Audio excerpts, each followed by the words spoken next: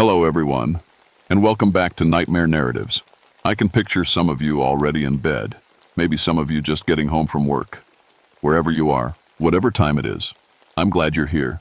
If this helps you relax or sleep, please like and subscribe. It means a lot. Now let's get you comfortable, and I'll tell you tonight's story. My name is Thomas Ravencroft, and what I'm about to tell you breaks every promise I made when I became a park ranger 17 years ago. I swore to protect and serve, to keep visitors safe, and to never speak about things that might scare people away from our beautiful mountains. But after what happened in September of 1976, I can't stay quiet anymore. I've spent my whole career in the George Washington National Forest, working the Shenandoah Valley Corridor. Got my PhD in bird science when I was 25, joined the Cherokee Scottish Ornithological Society, and published papers on night-flying raptors that universities still use today. I mention this because I want you to know I'm not some crazy person who sees monsters in every shadow. I'm a scientist. I study birds for a living. For 17 years, I've been the guy other rangers call when someone reports a giant bird or flying monster. I'm the one who explains that what they saw was probably a great horned owl in their headlights, or maybe a turkey vulture caught in weird lighting. I've talked dozens of scared campers down from ledges of panic, showing them wingspan charts and explaining how darkness plays tricks on your eyes. I never believed in the stories. Not the old Cherokee tales my grandmother told me about the Talanoa, the giant birds that carried off warriors. Not the Civil War ghost stories that locals whispered about, and especially not the recent reports of something with glowing red eyes flying over Skyline Drive. That was before I met it myself. The trouble started on September 23rd. We'd been having a weird warm spell for late September, with thick fog rolling through the valleys every night like something was breathing down there in the darkness. I was working the night shift, covering the 25-mile stretch between Front Royal and Luray, when the first accident happened. A family from Pennsylvania, the Johnsons, crashed their station wagon into a guardrail at mile marker 42. When I got there, Mr. Johnson was pacing around his smashed car, talking fast and wild. His wife sat in the passenger seat, shaking like a leaf. Their 2 kids huddled in the back, crying softly. "It came right at us," Johnson kept saying. "Right at the windshield, wings as wide as the road, eyes like red headlights." I did my usual routine. Asked about their vision, if they'd been drinking, whether they might have dozed off. Johnson got angry, started yelling that he knew what he saw. But when I examined their car, I found something that made my stomach drop. Deep scratches ran across the roof. 4 parallel gouges in the metal, each about an inch apart. They started at the windshield and dragged back toward the trunk, like something with claws had grabbed the car and tried to lift it. I'd seen plenty of animal damage before. Bears leave different marks. Eagles and hawks have talons, but nothing big enough to make gouges like these. I measured them with my ruler and checked my field guides.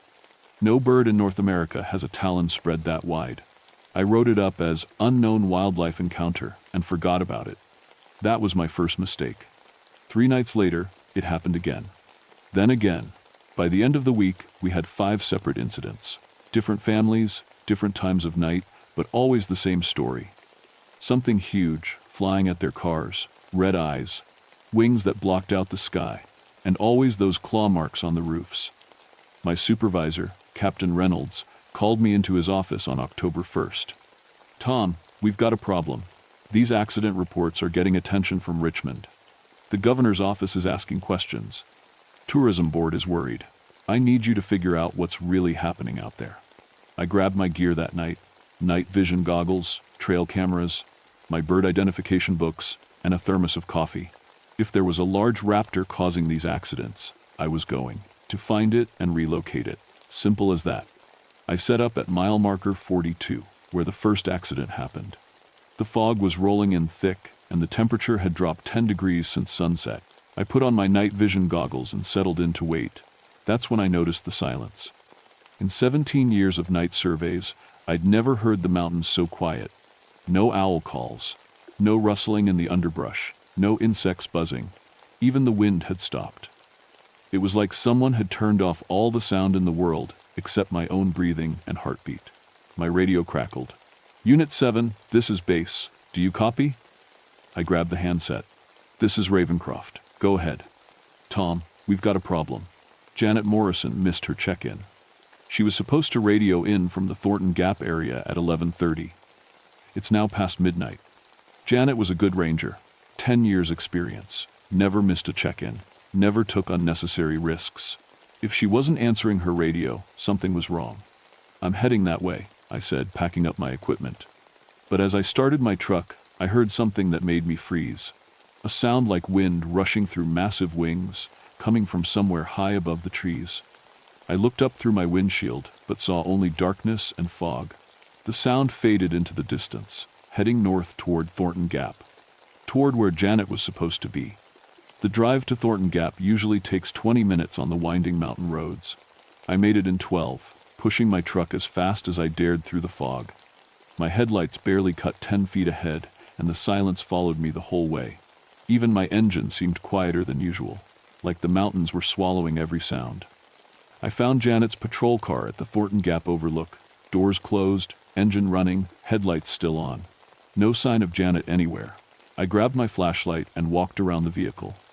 The driver's door was unlocked, keys still in the ignition. Janet's radio sat on the passenger seat, the handset dangling by its cord. When I picked it up and pressed the talk button, nothing happened. The radio was dead, even though the car's electrical system was working fine. "Janet!" I called out. My voice echoed off the rocks and disappeared into the fog.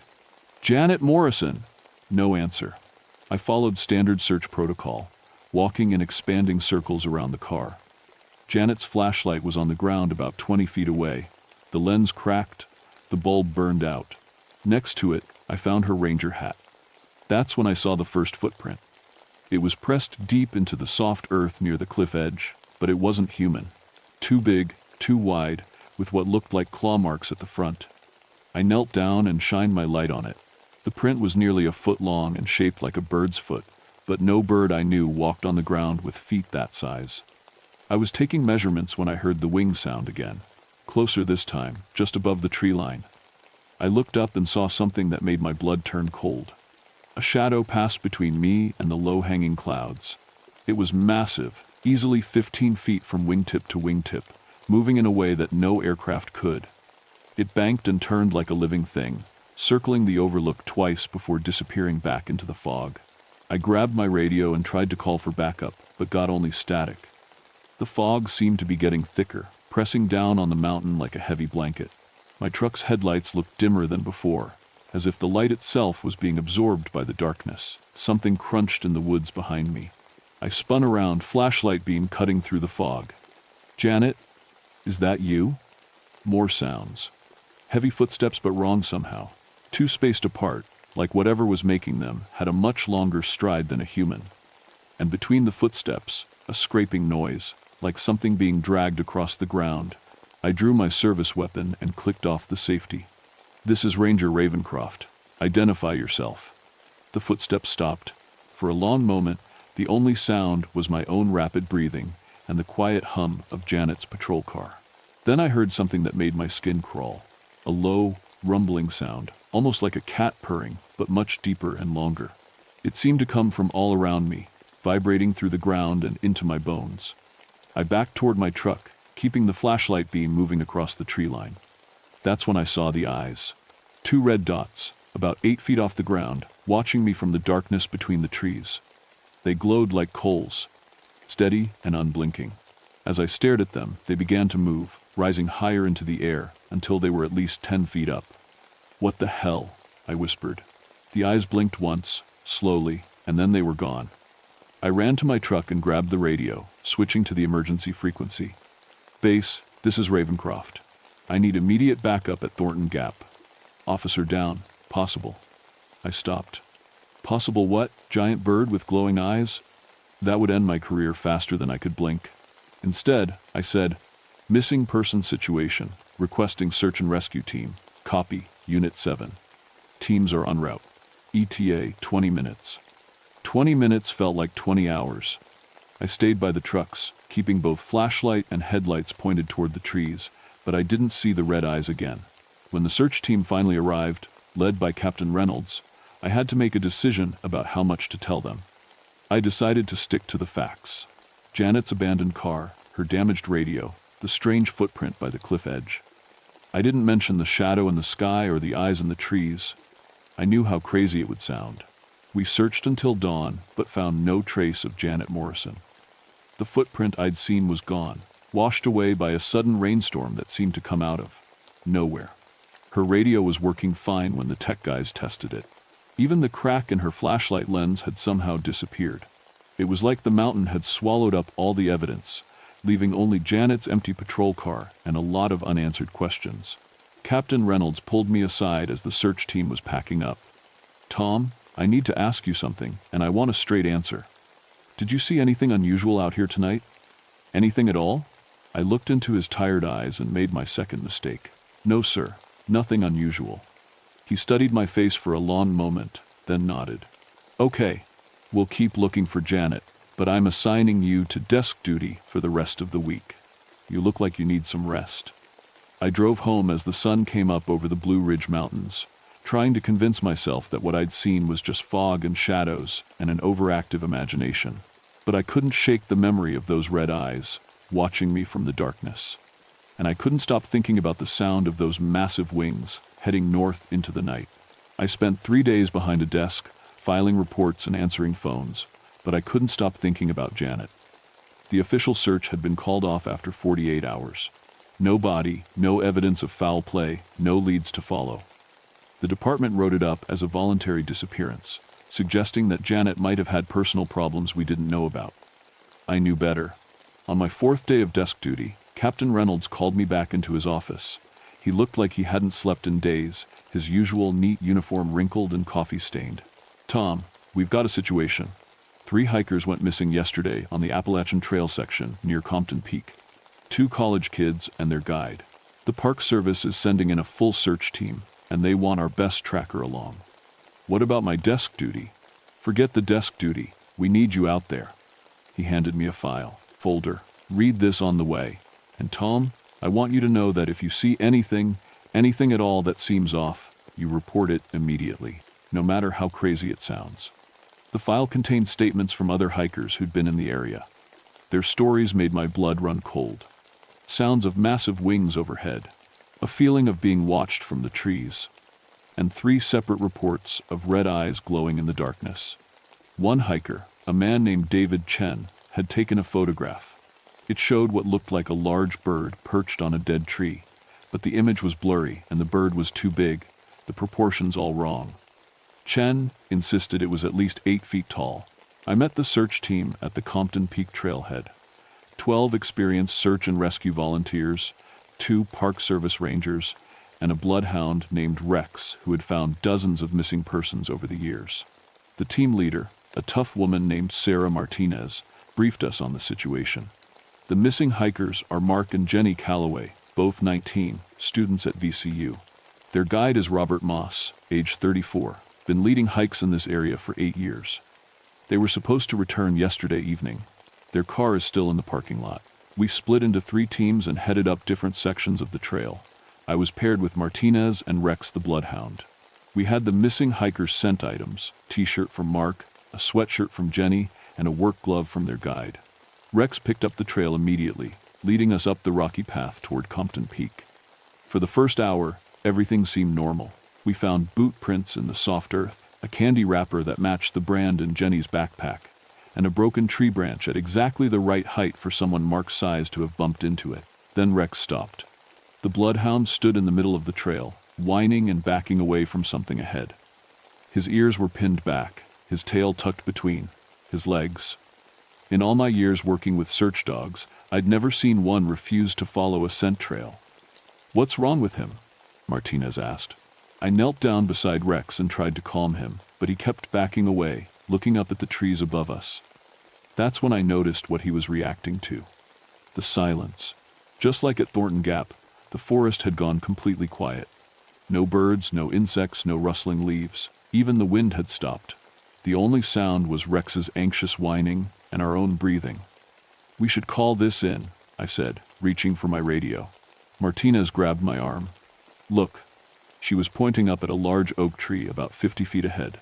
Carved deep into the bark, at least 20 feet off the ground, were 4 parallel scratches. They looked exactly like the claw marks on the crashed cars, but much larger and deeper. "How did something get up there to make those marks?" Martinez whispered. I was about to answer when we heard the sound. A deep, rumbling call that seemed to come from all around us, vibrating through the ground and up into our bones.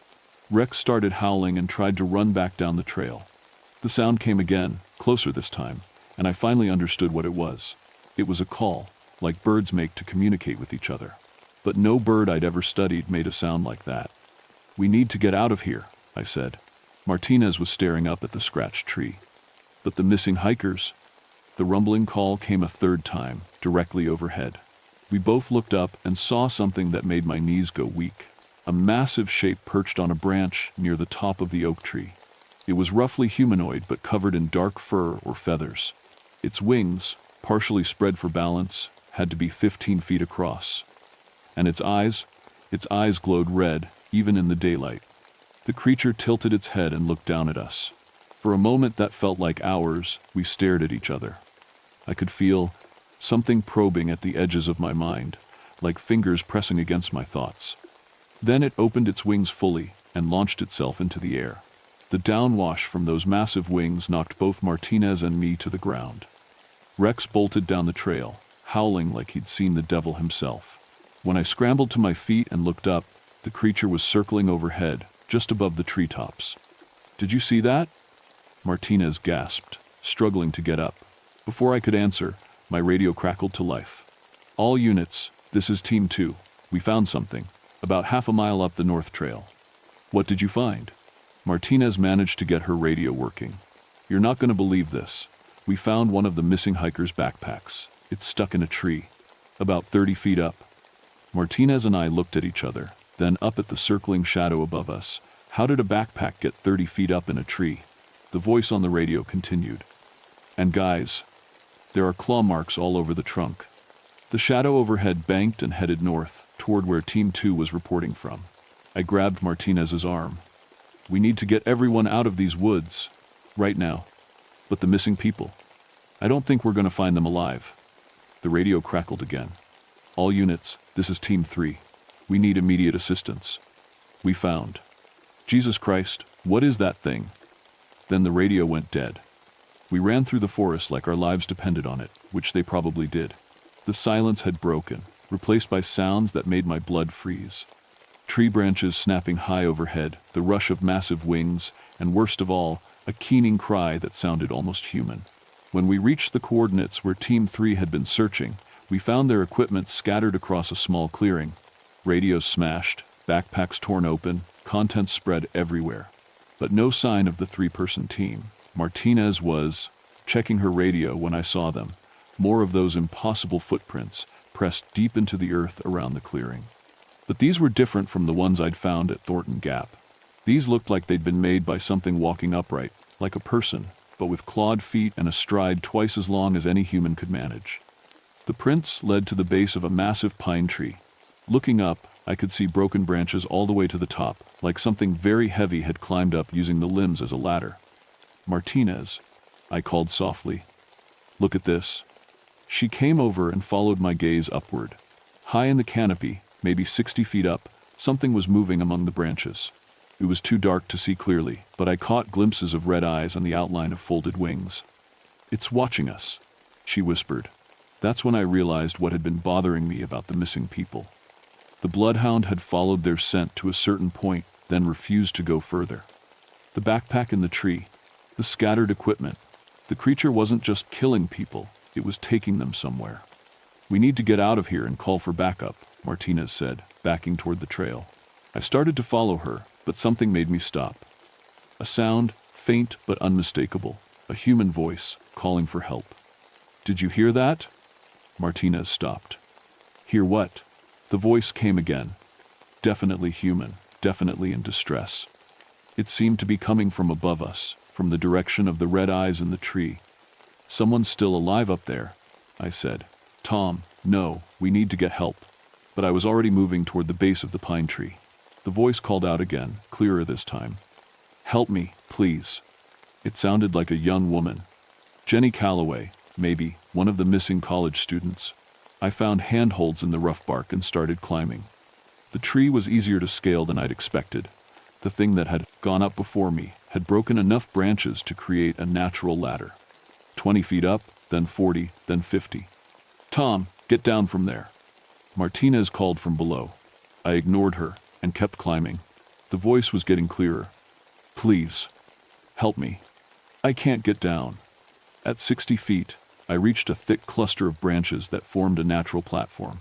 And there, huddled against the trunk, was Jenny Calloway. She was alive, but barely. Scratches covered her arms and face, her clothes were torn, and she was shaking uncontrollably. When she saw me, she started crying. "Oh God, thank you," she sobbed. "I thought I was going to die up here." "Jenny, I'm Ranger Ravencroft. Can you tell me what happened? Where are Mark and your guide?" Her face went pale. "It took them. The thing with the red eyes, it carried them away." "How did you get up here?" "It brought me here too, but I think it was saving me for last." It kept coming back, looking at me, like it was deciding what to do. A chill ran down my spine.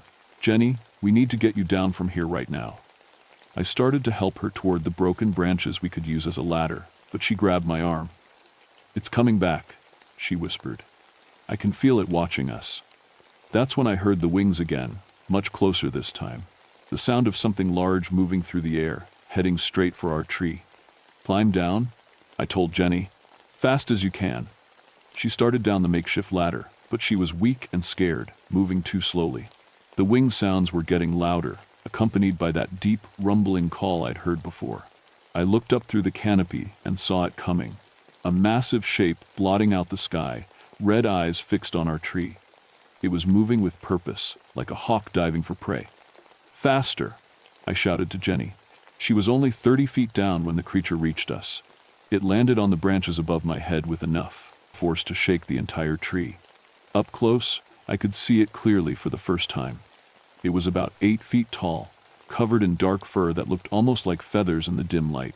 Its body was humanoid but wrong, too thin, too angular, with arms that were too long and ended in hands with curved claws. Its face was the worst part, almost human, but with large, lidless red eyes that seemed to glow from within. The creature looked down at me and made that rumbling sound again. This time, I felt something else with it, a pressure in my head, like someone trying to push thoughts into my brain. Asterisk. "You should not have come here." Asterisk, a voice said inside my mind. Not words, exactly, but meaning that bypassed my ears and went straight to my thoughts. I nearly fell off the tree in shock. The thing was talking to me telepathically. Asterisk, the girl was meant for me.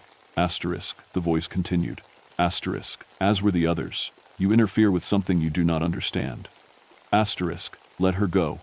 I said out loud, surprised that my voice worked. Take me instead. The creature tilted its head, studying me with those burning red eyes. Asterisk, you are different. You have the sight. That is why you can hear me. Asterisk, I don't know what you're talking about. Just let the girl go. Without warning, the creature reached down and grabbed me with one clawed hand. Its grip was incredibly strong, like being caught in a steel trap. It lifted me up off the branches as easily as I might lift a child. Asterisk, you want to understand? Then see. Asterisk, the world exploded into visions. I saw Skyline Drive as it would be in 2 months, a massive bridge collapse during rush hour, cars and trucks tumbling into the valley below, dozens of people screaming, dying, trapped in twisted metal. The date flashed in my mind, December 15th, 1976. Then more visions. A mine collapse in West Virginia, a dam failure in North Carolina, a terrible fire in a Virginia apartment building. All connected somehow, all part of the pattern I couldn't quite grasp. Asterisk, I am the herald. Asterisk, the voice said. Asterisk, I appear when great tragedy approaches. I choose those who can see, who can warn others. The Cherokee knew this. They called me Tlanua, the messenger of sorrow. The asterisk, you're killing people, I managed to gasp. Asterisk, I take only those who would die anyway in the coming disasters. Their sacrifice allows me to show the truth to chosen ones like you. You will warn people about the bridge. You will save hundreds of lives. Asterisk. The visions intensified. I saw myself in the weeks to come, frantically trying to convince authorities about the bridge collapse. I saw the disbelief in their eyes, the way they would dismiss me as crazy. But I also saw a few people who would listen, who would avoid the bridge on December 15th because of my warnings. Asterisk, this is your burden now. Asterisk, the creature said. Asterisk, you have seen the future. You cannot unsee it. Asterisk. Then it released me. I fell through the branches, bouncing off limbs and scraping against bark until I hit the ground hard enough to knock the wind out of me. Above, I could hear Jenny screaming as the creature carried her away into the darkening sky. Martinez found me 20 minutes later, unconscious and bleeding from a dozen cuts and scrapes. I woke up in the University of Virginia Medical Center 3 days later. Captain Reynolds was sitting in a chair beside my bed, reading a newspaper. When he saw my eyes open, he folded the paper and leaned forward. "Welcome back, Tom. You've been out for a while." "Jenny Calloway," I said, my throat dry and raw. "Did you find her?" Reynolds shook his head. "No sign of her or the others. The official report says you fell from a tree during the search. 60 feet, they estimate. You're lucky to be alive." "That's not what happened." "I know." He pulled his chair closer to the bed. "Martinez told me what she saw. The thing in the tree, the red eyes, you talking to it before it grabbed you. She's been checked into the psychiatric ward for evaluation." My heart sank. "You don't believe her." "Tom, I've been a park ranger for 25 years. I've seen things in these mountains that don't make it into any official reports. So yes, I believe her. The question is, what do we do about it?" I tried to sit up, wincing at the pain in my ribs. "There's going to be a bridge collapse on Skyline Drive. December 15th. During rush hour, dozens of people are going to die unless we do something." Reynolds stared at me for a long moment. "How do you know that?" "It showed me, the creature. It called itself a herald, said it appears before tragedies to choose people who can warn others." "Tom, I know how it sounds, but you have to believe me. People are going to die." Reynolds was quiet for several minutes, just watching my face. "Finally," he said, "the FBI was here yesterday. They're taking over the investigation into the missing hikers. They've classified the whole thing and transferred jurisdiction away from the Park Service." "What does that mean?" "It means we're not supposed to talk about what happened. You're being reassigned to a desk job in Richmond, effective immediately. Martinez is being transferred to a park in Arizona. The search for the missing hikers has been called off. They're covering it up. They're making it go away." Reynolds stood up and walked to the window. "But Tom, I want you to know something. I've made some calls about that bridge you mentioned, December 15th, right? Turns out there have been some concerns about structural integrity. Budget issues have delayed inspections, but I've pushed through an emergency evaluation. They'll have engineers out there next week." I felt a wave of relief wash over me. "So you believe me?" "I believe that sometimes we get information in ways we can't explain. And I believe it's better to be safe than sorry." He turned back from the window and looked at me seriously. "But Tom, I also need you to understand something. Your career with the Park Service is over. The FBI has made that clear. You can take the desk job in Richmond, or you can retire early with full benefits. Either way, you're done working in the field." Over the next few weeks, I tried to return to normal life, but the visions wouldn't stop. Sometimes I'd be sitting at my new desk in Richmond, when suddenly I'd see flashes of future disasters. A hotel fire in Norfolk, a landslide in the Blue Ridge Mountains, a chemical plant explosion in Lynchburg. Each vision came with a date and enough detail for me to make anonymous calls to authorities. Some of my warnings were heeded. The hotel upgraded their fire safety systems after an anonymous tip about code violations. The chemical plant increased security after reports of terrorist threats. Not all the disasters were prevented, but some were, and fewer people died because I spoke up. The bridge collapse happened exactly as I'd seen it, but on a smaller scale. The emergency inspection I'd prompted through Captain Reynolds found critical structural problems, and the bridge was closed for repairs 2 weeks before the scheduled collapse date. No one died. I never saw the creature again, but I know it's still out there. Every few months, there are reports of red eyes in the mountains, massive wings overhead, people going missing in the forest. The incidents always happen in the weeks before major tragedies, and sometimes, rarely, survivors are found who babble about visions and warnings and creatures that speak inside your mind. Most of them are dismissed as crazy. The lucky ones are quietly transferred to different jobs and told to keep their mouths shut. But I know the truth. The Mothman, just the BAT, because that's what I've come to call it, isn't a monster. It's something else. Something that exists at the intersection of our world and whatever comes after. It's drawn to places where the veil between dimensions is thin, where tragedy is about to unfold. It chooses people like me, people with just enough psychic sensitivity to receive its warnings, and it burdens us with knowledge we can't prove and responsibilities we can't escape. I'm retired now, living quietly in a cabin near Luray. But I still monitor the news, still watch for patterns that might indicate the Mothman's return. Because I know that when it appears again, and it will appear again, someone will need to listen to its warnings. Someone will need to try to save lives, even if no one believes them. If you ever find yourself driving through the Blue Ridge Mountains at night and you see red eyes watching you from the darkness, don't dismiss it as your imagination. If you hear the sound of massive wings overhead, pull over and wait for it to pass. And if you start having visions of disasters that haven't happened yet, don't ignore them. The Mothman doesn't choose its messengers lightly. If it's shown you something, it's because you're the only one who can prevent it. The question is, will you have the courage to try?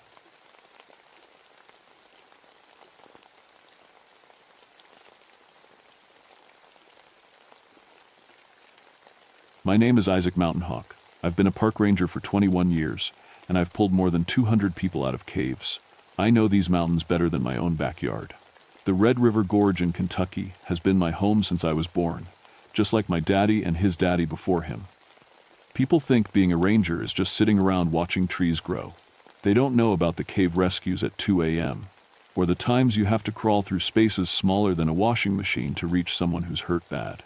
I'm good at what I do because I stay calm and I don't believe in fairy tales. Never believed in devils either. Just dangerous rocks and stupid people.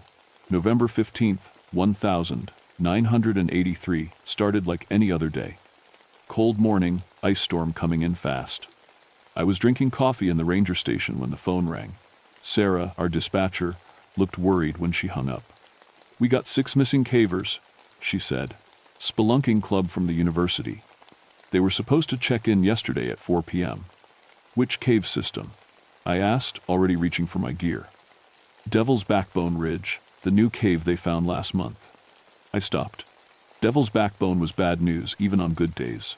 Sandstone cliffs 400 feet high, limestone caves that went deeper than anyone had mapped.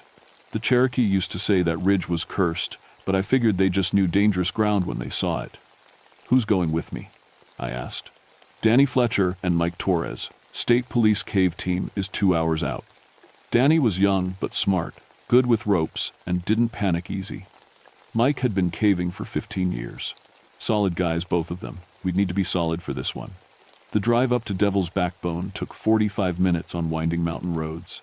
Ice was already making the asphalt slick. Danny sat in the passenger seat checking our gear, while Mike rode in back with the rescue equipment. "You ever been in that new cave?" Danny asked. "Nope. State geologist marked it last month but said it needed proper survey work first." "Maybe that's why they got in trouble," Mike said. "College kids don't know when to turn around." When we reached the trailhead, I could see the cave entrance about 200 yards up the ridge. Dark hole in the rock face, maybe 6 feet wide. The missing cavers had left their camp set up below. 6 tents, cooking gear, food still in coolers. Everything neat and organized. These weren't sloppy kids. We hiked up to the cave entrance, and I got my first look at something that made me stop cold. The rock around the opening was blackened, like from an explosion, but the blast marks pointed outward, like something had blown up from inside the cave. "What do you make of that?" Danny asked, running his hand over the charred stone. "Maybe they were using carbide lamps," I said, but I didn't believe it. I'd seen carbide accidents before. This was different. The burns went deep into solid rock. We switched on our headlamps and checked our equipment one more time. 3-point climbing harnesses, 200 feet of dynamic rope, first aid kit, and radio that would work maybe 50 feet into the cave before the rock blocked the signal. The temperature hit me as soon as we stepped inside. Should have been maybe 55 degrees, same as it always was in Kentucky caves. Instead, it felt like 75, maybe 80. Warm air was flowing up from deep in the cave, carrying a smell I couldn't place. Sweet and rotten at the same time. Feels like a sauna in here, Mike said, already sweating. Could be a hot spring somewhere down below, I said. But I'd never heard of any hot springs in this part of Kentucky. We called out for the missing cavers as we moved deeper. Our voices echoed weird in the passages, like the rock was swallowing the sound. After about 100 feet, the cave split into 3 tunnels. We found the first clue there, a piece of torn fabric stuck on a rock edge. Blue nylon, probably from someone's jacket. They went left, Danny said, pointing to boot prints in the soft cave dirt. We followed the left tunnel as it curved down and to the right. The walls got closer together, and I had to duck my head in places. 21 years of caving, and I still didn't like tight spaces much. But the warm air kept flowing past us, which meant the tunnel opened up somewhere ahead. That's when we found the first one, Jenny Martinez, 19 years old according to her student ID. She was sitting against the cave wall like she'd decided to take a rest and never woke up. No injuries I could see, no blood. She looked peaceful except for her eyes. They were wide open, staring at something that wasn't there. Mike checked for a pulse while I looked around for clues. Her gear was scattered like she'd thrown it aside in a hurry. Rope, helmet, water bottle. But her headlamp was missing. She's been dead maybe 12 hours, Mike said quietly. No obvious cause. Heart attack? Danny asked. Maybe. But look at her hands. Jenny's fingers were clawed like she'd been digging at something. Her nails were broken and bloody. But there was nothing to dig at except solid stone. I was starting to get that feeling you get when something's very wrong, but you can't put your finger on what. The warm air, the blast marks, the way sounds echoed strange. And now a dead college girl with no clear reason why. We need to find the others and get out of here, I said. This place doesn't feel right. That's when Danny started screaming. Danny's scream cut through the cave like a knife. Mike and I spun around to see him backing against the wall, staring at his hands. He'd been holding his headlamp, checking the battery. Now the light was dim and flickering like it was dying. The light, he whispered. It's getting eaten. I looked at my own headlamp. Full battery when we came in, but now the beam was weak and yellow. Mike's was doing the same thing. Batteries can fail, I said, trying to keep everyone calm. We got spares. But when Danny pulled out a fresh battery, it was dead too. Stone cold dead, like something had drained all the power right out of it. That's not possible, Mike said. He was a practical guy, worked as an electrician when he wasn't caving. Batteries don't just die sitting in a pack. We had maybe 20 minutes of dim light left between the 3 of us. In normal caves, that would be plenty of time to get out. But we still hadn't found 5 missing cavers, and I was starting to think they might be deeper than we'd hoped. We keep looking, I decided, but we stay close and we move fast. The tunnel kept going down, and the walls started to change. Instead of rough limestone, the rock became smooth, too smooth, like something had worn it down by passing over it again and again. The warm air got stronger, and with it came that sweet rotten smell. Smells like flowers, Danny said. Dead flowers. I knew that smell now. It was the same thing you smelled around old battlefields, places where lots of people had died. But what would cause that smell deep in a cave? We found the second body in a wider chamber, maybe 300 feet from the entrance. Tom Bradley, the group leader, according to his registration card. He was face down in the middle of the floor, and he'd been there longer than Jenny. When Mike turned him over, we saw why. Tom's chest was caved in like something heavy had stepped on him. But the strangest part was his face. He looked terrified, but also surprised, like he couldn't believe what he was seeing even as it killed him. What could do that? Danny asked. His voice was shaky now. I looked around the chamber with my dying headlamp. The floor was dirt and small rocks, normal cave stuff. But there were marks in the dirt that made me cold all over. Long scrapes in the ground, too wide to be from boots or any tool I knew. And they were fresh. Something big was here, I said. Something that drags when it moves. Mike was checking Tom's gear when he found something that made everything worse. The rope was cut, but not with a knife. The ends were burned through, like they'd been dipped in acid. His rope was dissolved, Mike said, showing us the burned ends. What kind of acid could do this? Maybe there's a chemical leak somewhere, I said, but I didn't believe it. There were no mines or factories for 50 miles. That's when we heard it. A sound from deeper in the cave, low and rumbling like a train far away. But trains don't hiss like angry cats, and they don't make the ground shake under your feet. Danny grabbed my arm. We need to leave, right now. I wanted to agree with him. Every instinct I had was screaming to get out of that cave. But there were still 4 people missing, and I couldn't leave them behind. Not if there was any chance they were still alive. One more chamber, I said. If we don't find them in the next chamber, we go back for help. The tunnel kept going down, twisting left and right like a snake. Our headlamps were so dim now we could barely see 10 feet ahead. The walls started to show marks I didn't like, long scratches in the stone that looked almost like claw marks. But nothing had claws that could scratch limestone. The smell was getting stronger too. Sweet and rotten and something else underneath. Something that reminded me of the sulfur springs up north, but sharper. It made my eyes water and my throat burn. We came around a bend and found ourselves in the biggest chamber yet. Our weak lights couldn't reach the far walls or the ceiling, but we could see enough to know we were in trouble. The floor was covered with bones, not old bones from Native American burials or Civil War soldiers. Fresh bones with bits of meat still stuck to them. Bones from deer and rabbits and things I couldn't identify. And mixed in with the animal bones were pieces of hiking gear, backpacks, water bottles, boots. My God, Mike whispered. Danny threw up. I couldn't blame him. I wanted to throw up too, but I was too scared to move. That's when we saw the rest of the college kids. They were hanging from the ceiling like decorations, wrapped up in something that looked like spider webs but wasn't. The 3 bodies were maybe 30 feet up, too high for us to reach even with all our rope. But we could see enough to know they'd been there for a while. We're leaving, I said, right now. But when we turned around, the tunnel we'd come through was different. It looked narrower, and I couldn't see the bend where we'd turned. Our footprints in the dirt were gone, like something had smoothed them away. That's not the way we came, Danny said. Mike was shining his dying light around the chamber, looking for another way out.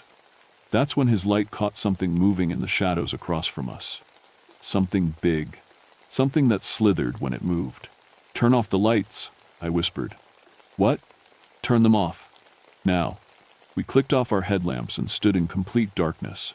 I could hear Danny breathing fast, trying not to panic. Mike was holding his breath all together, and underneath our human sounds, I could hear something else. Scraping. Like something heavy being dragged across stone. It was moving around the chamber, staying in the shadows where we couldn't see it. But whatever it was big enough to make the ground shake a little with each movement. I reached into my pack and found my emergency whistle. 3 long blasts meant we needed help fast. But would anyone hear it 300 feet underground? Before I could blow the whistle, something spoke. Not in words I recognized, but I understood it anyway, like it was talking directly into my head instead of my ears. Asterisk, welcome to my home, asterisk, it said. Asterisk, stay and feed the mountain, asterisk, Danny started screaming again. But this time, he didn't stop. Danny's screaming filled the cave chamber, echoing off walls we couldn't see. I grabbed him and shook him hard. Stop it, I hissed. Whatever's in here, you're calling it to us. But Danny wasn't hearing me anymore.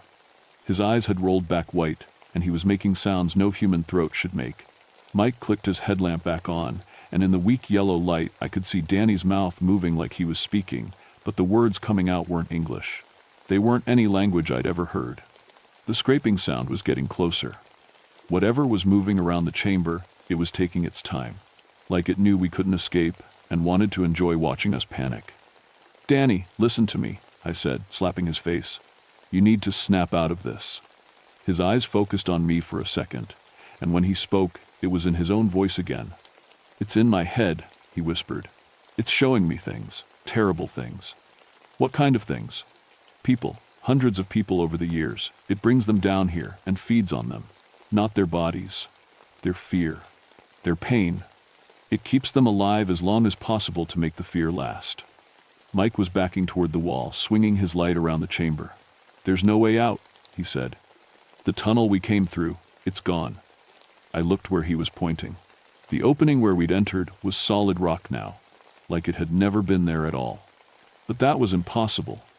Rock didn't just grow back together. The voice spoke in my head again, and this time it sounded amused. Asterisk. The mountain moves for me. I have been here since before your people walked upright. I will be here when your bones are dust. Asterisk. What do you want? I said out loud. Danny grabbed my arm. Don't talk to it. Don't listen to it. That's how it gets stronger. But the thing in the darkness was already stronger. I could feel it pressing against my thoughts, trying to show me the same terrible pictures it had shown Danny. Images of people dying slowly in the dark, their screams feeding something ancient and hungry. That's when I remembered something my grandmother used to tell me.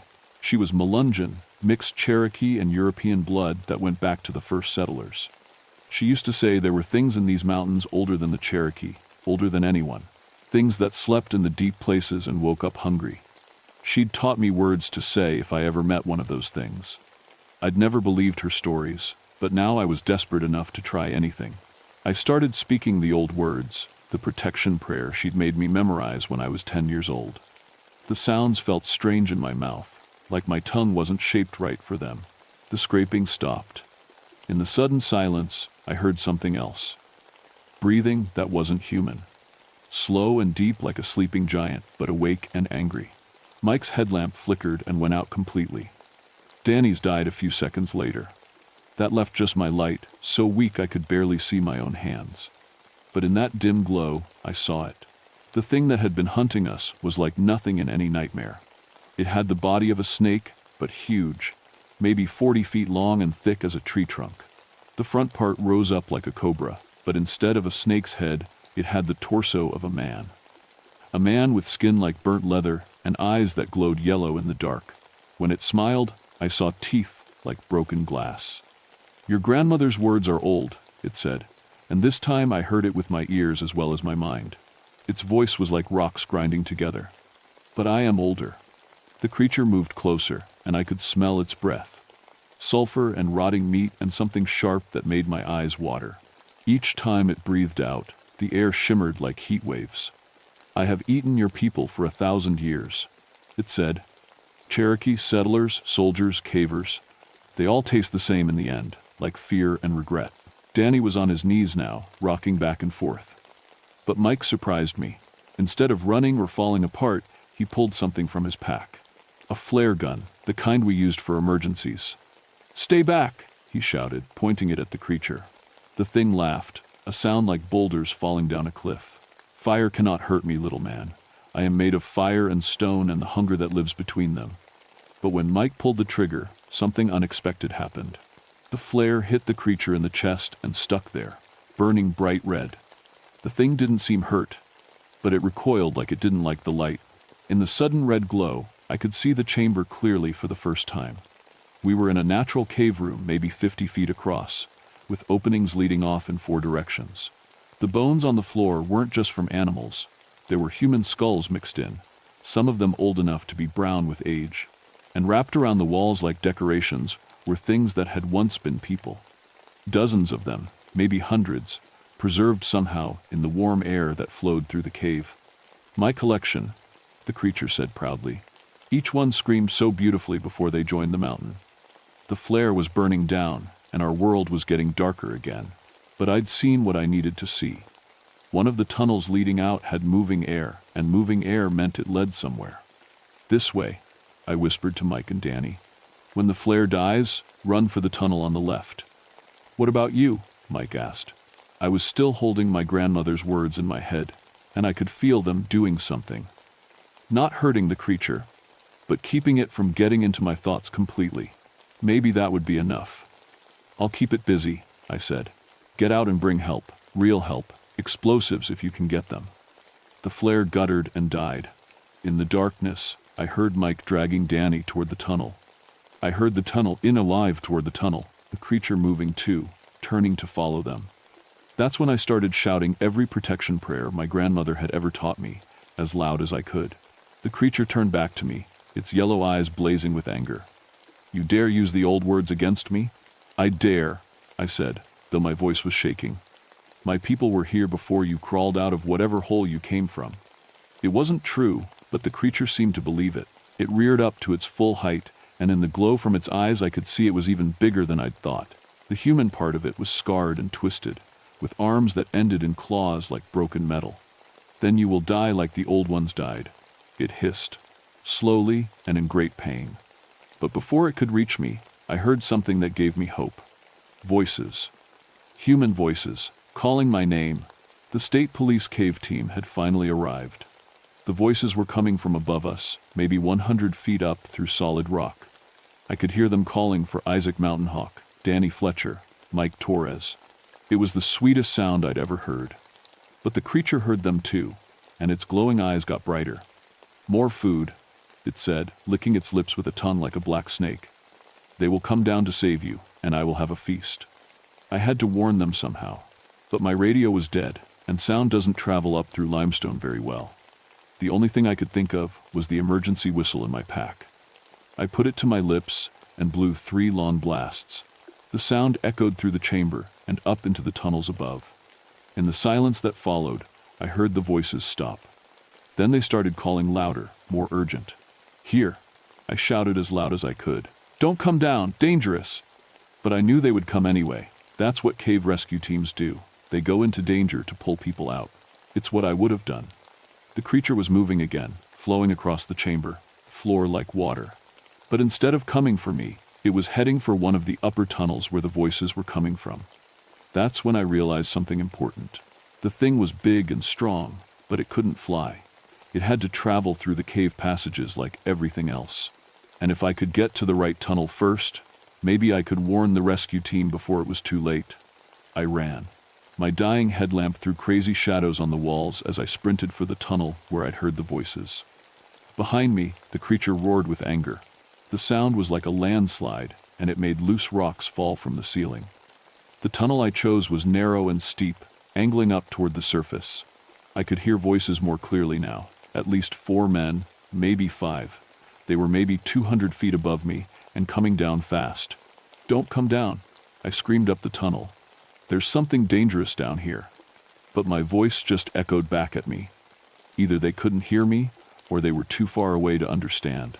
I kept climbing, using my hands to pull myself up the steep parts.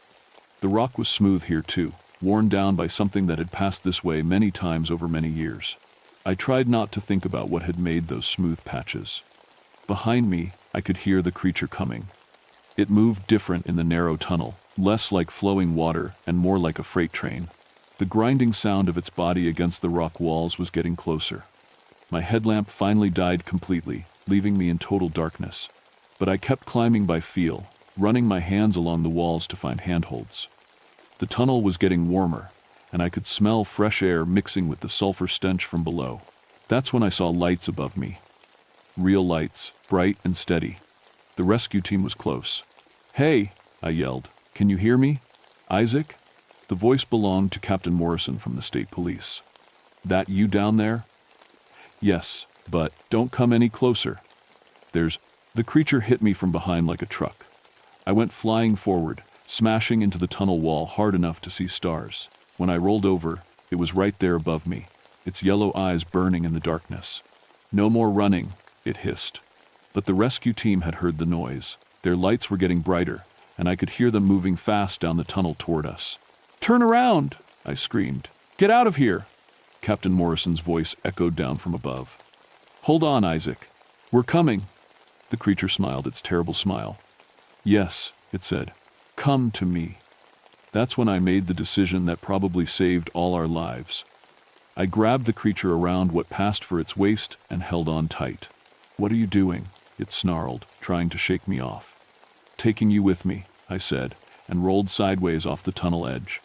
We fell together into the darkness below.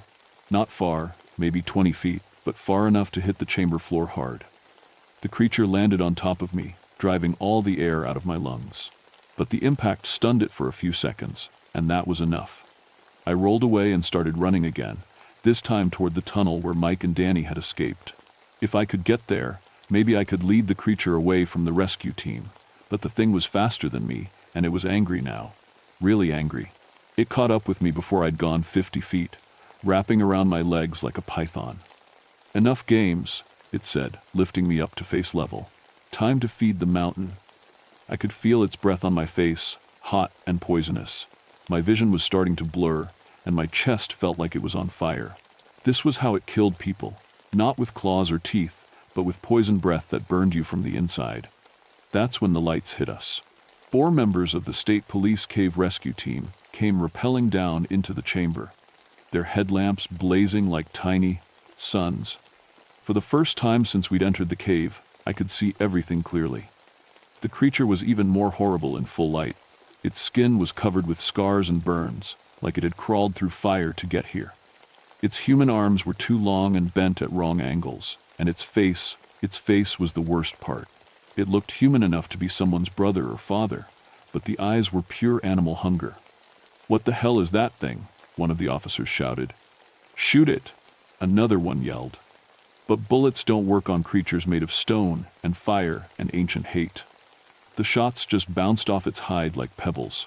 The creature dropped me and turned toward the new arrivals, rearing up to its full height. "More gifts for the mountain," it said. That's when I remembered the rest of my grandmother's words. Not just the protection prayer, but the binding ritual. The way to send something like this back where it came from. I started speaking the old words again, but different ones this time. Harder words that hurt my throat to say. Words that were meant to chain monsters and lock them away from the world of living people. The creature felt it immediately. It spun around to face me, its eyes blazing brighter than ever. "You cannot bind me," it roared. "I am older than your words." But the words were working. I could see it in the way the thing moved, slower and more careful, like it was fighting against invisible chains. "Keep talking," Captain Morrison shouted. "Whatever you're doing, it's working." I kept saying the binding words, even though they felt like swallowing broken glass. The creature was fighting back now, sending waves of fear and pain into my head. I saw myself dying 100 different ways. Saw my family and friends being dragged into the cave to feed its hunger. But I also heard my grandmother's voice, speaking along with me from wherever old souls go when they die. The creature screamed, "A!" sound like the mountain itself breaking apart. And then, suddenly, it was moving backward, not walking or slithering, but being pulled by something I couldn't see. "The mountain calls," it said, and for the first time it sounded afraid. The deep places want their guardian back. It was being dragged toward one of the far tunnels, the one that went deepest into the earth. As it disappeared into the darkness, I heard its voice one last time. "I will wait," it called. "I will always wait. And someday, someone will come deep enough to wake me again." Then it was gone, and the chamber was quiet except for the sound of 5 men breathing hard and trying to understand what they'd just seen. Captain Morrison and his team got me out of that cave in less than an hour, but it felt like a lifetime. We found Mike and Danny about halfway to the surface, huddled together in a side passage. Danny was still mumbling in that strange language, and Mike was holding him down to keep him from clawing at his own face. They had to sedate Danny to get him calm enough to move. He spent 3 weeks in the hospital, and when he came out, he couldn't remember anything that happened in the cave. The doctors said it was trauma-induced amnesia, a way for his mind to protect itself. I envied him. We never found the bodies of the 6 college kids. When the state investigators went back into the cave the next day, the chamber where we'd seen the creature was gone. Just solid rock, like it had never existed. The tunnel that led down to the deep places was sealed up tight. But I know what I saw down there, and I know that thing is still waiting. The official report said the students had fallen into an unmapped sinkhole during the ice storm. Cave-in buried them too deep to recover. The cave entrance was blasted shut and marked as geologically unstable. Nobody's allowed up there anymore. I tried to go back to work, but every time I went underground, my hands would shake and my breath would come short. Claustrophobia, the doctors called it. Panic disorder. They gave me pills and therapy sessions, but they couldn't fix what was really wrong with me. I knew that every cave in these mountains might connect to something deeper, something old and hungry that was just waiting for the right person to dig too deep or explore too far. I retired early, moved to a house in town where I can see the horizon in all directions. But sometimes at night, when the wind is blowing just right, I swear I can hear things moving under the ground. Scraping sounds, like something big dragging itself through tunnels that don't appear on any map. Mike still does cave rescue work, but he won't go deeper than 100 feet anymore. Says it's because he's getting too old for the hard climbs, but I know better. He remembers what we saw down there, even if he won't talk about it. Danny moved to Florida and got a job on a fishing boat. Says he likes being able to see the sky all day long. He sent me a letter once, just 3 words. It's still there. I know it is. The thing about creatures like that, they don't really die, and they don't give up. They just wait. Hundreds of years, thousands of years, it doesn't matter to them. Time means nothing when you're made of stone and hunger and the darkness between the stars. So I'm telling you this story for a reason. If you're the kind of person who likes to explore caves, especially in Kentucky or Tennessee or anywhere in the Appalachians, you need to be careful. Real careful. Don't go deeper than you have to. Don't follow tunnels that feel too warm or smell like sulfur. And if you ever hear something scraping in the darkness behind you, don't stop to look. Just run. Because some places in these mountains should stay sealed. Some things that sleep in the deep places should never be woken up. And if you ever find yourself in a cave where your lights start to dim for no reason, where the walls feel smooth like something big has worn them down, where you hear voices in your head speaking words you don't understand, get out. Get out fast and don't look back. The devil's backbone is still there, marked with government signs that say, "Danger, keep out." But signs don't stop people who are curious or brave or just plain stupid. I get a call about once a year from some park ranger or state trooper asking about missing cavers in that area. I always tell them the same thing. Blast the caves shut and post guards if you have to, but don't go down there looking for bodies. Because you might find something worse than bodies. You might find something that's still hungry.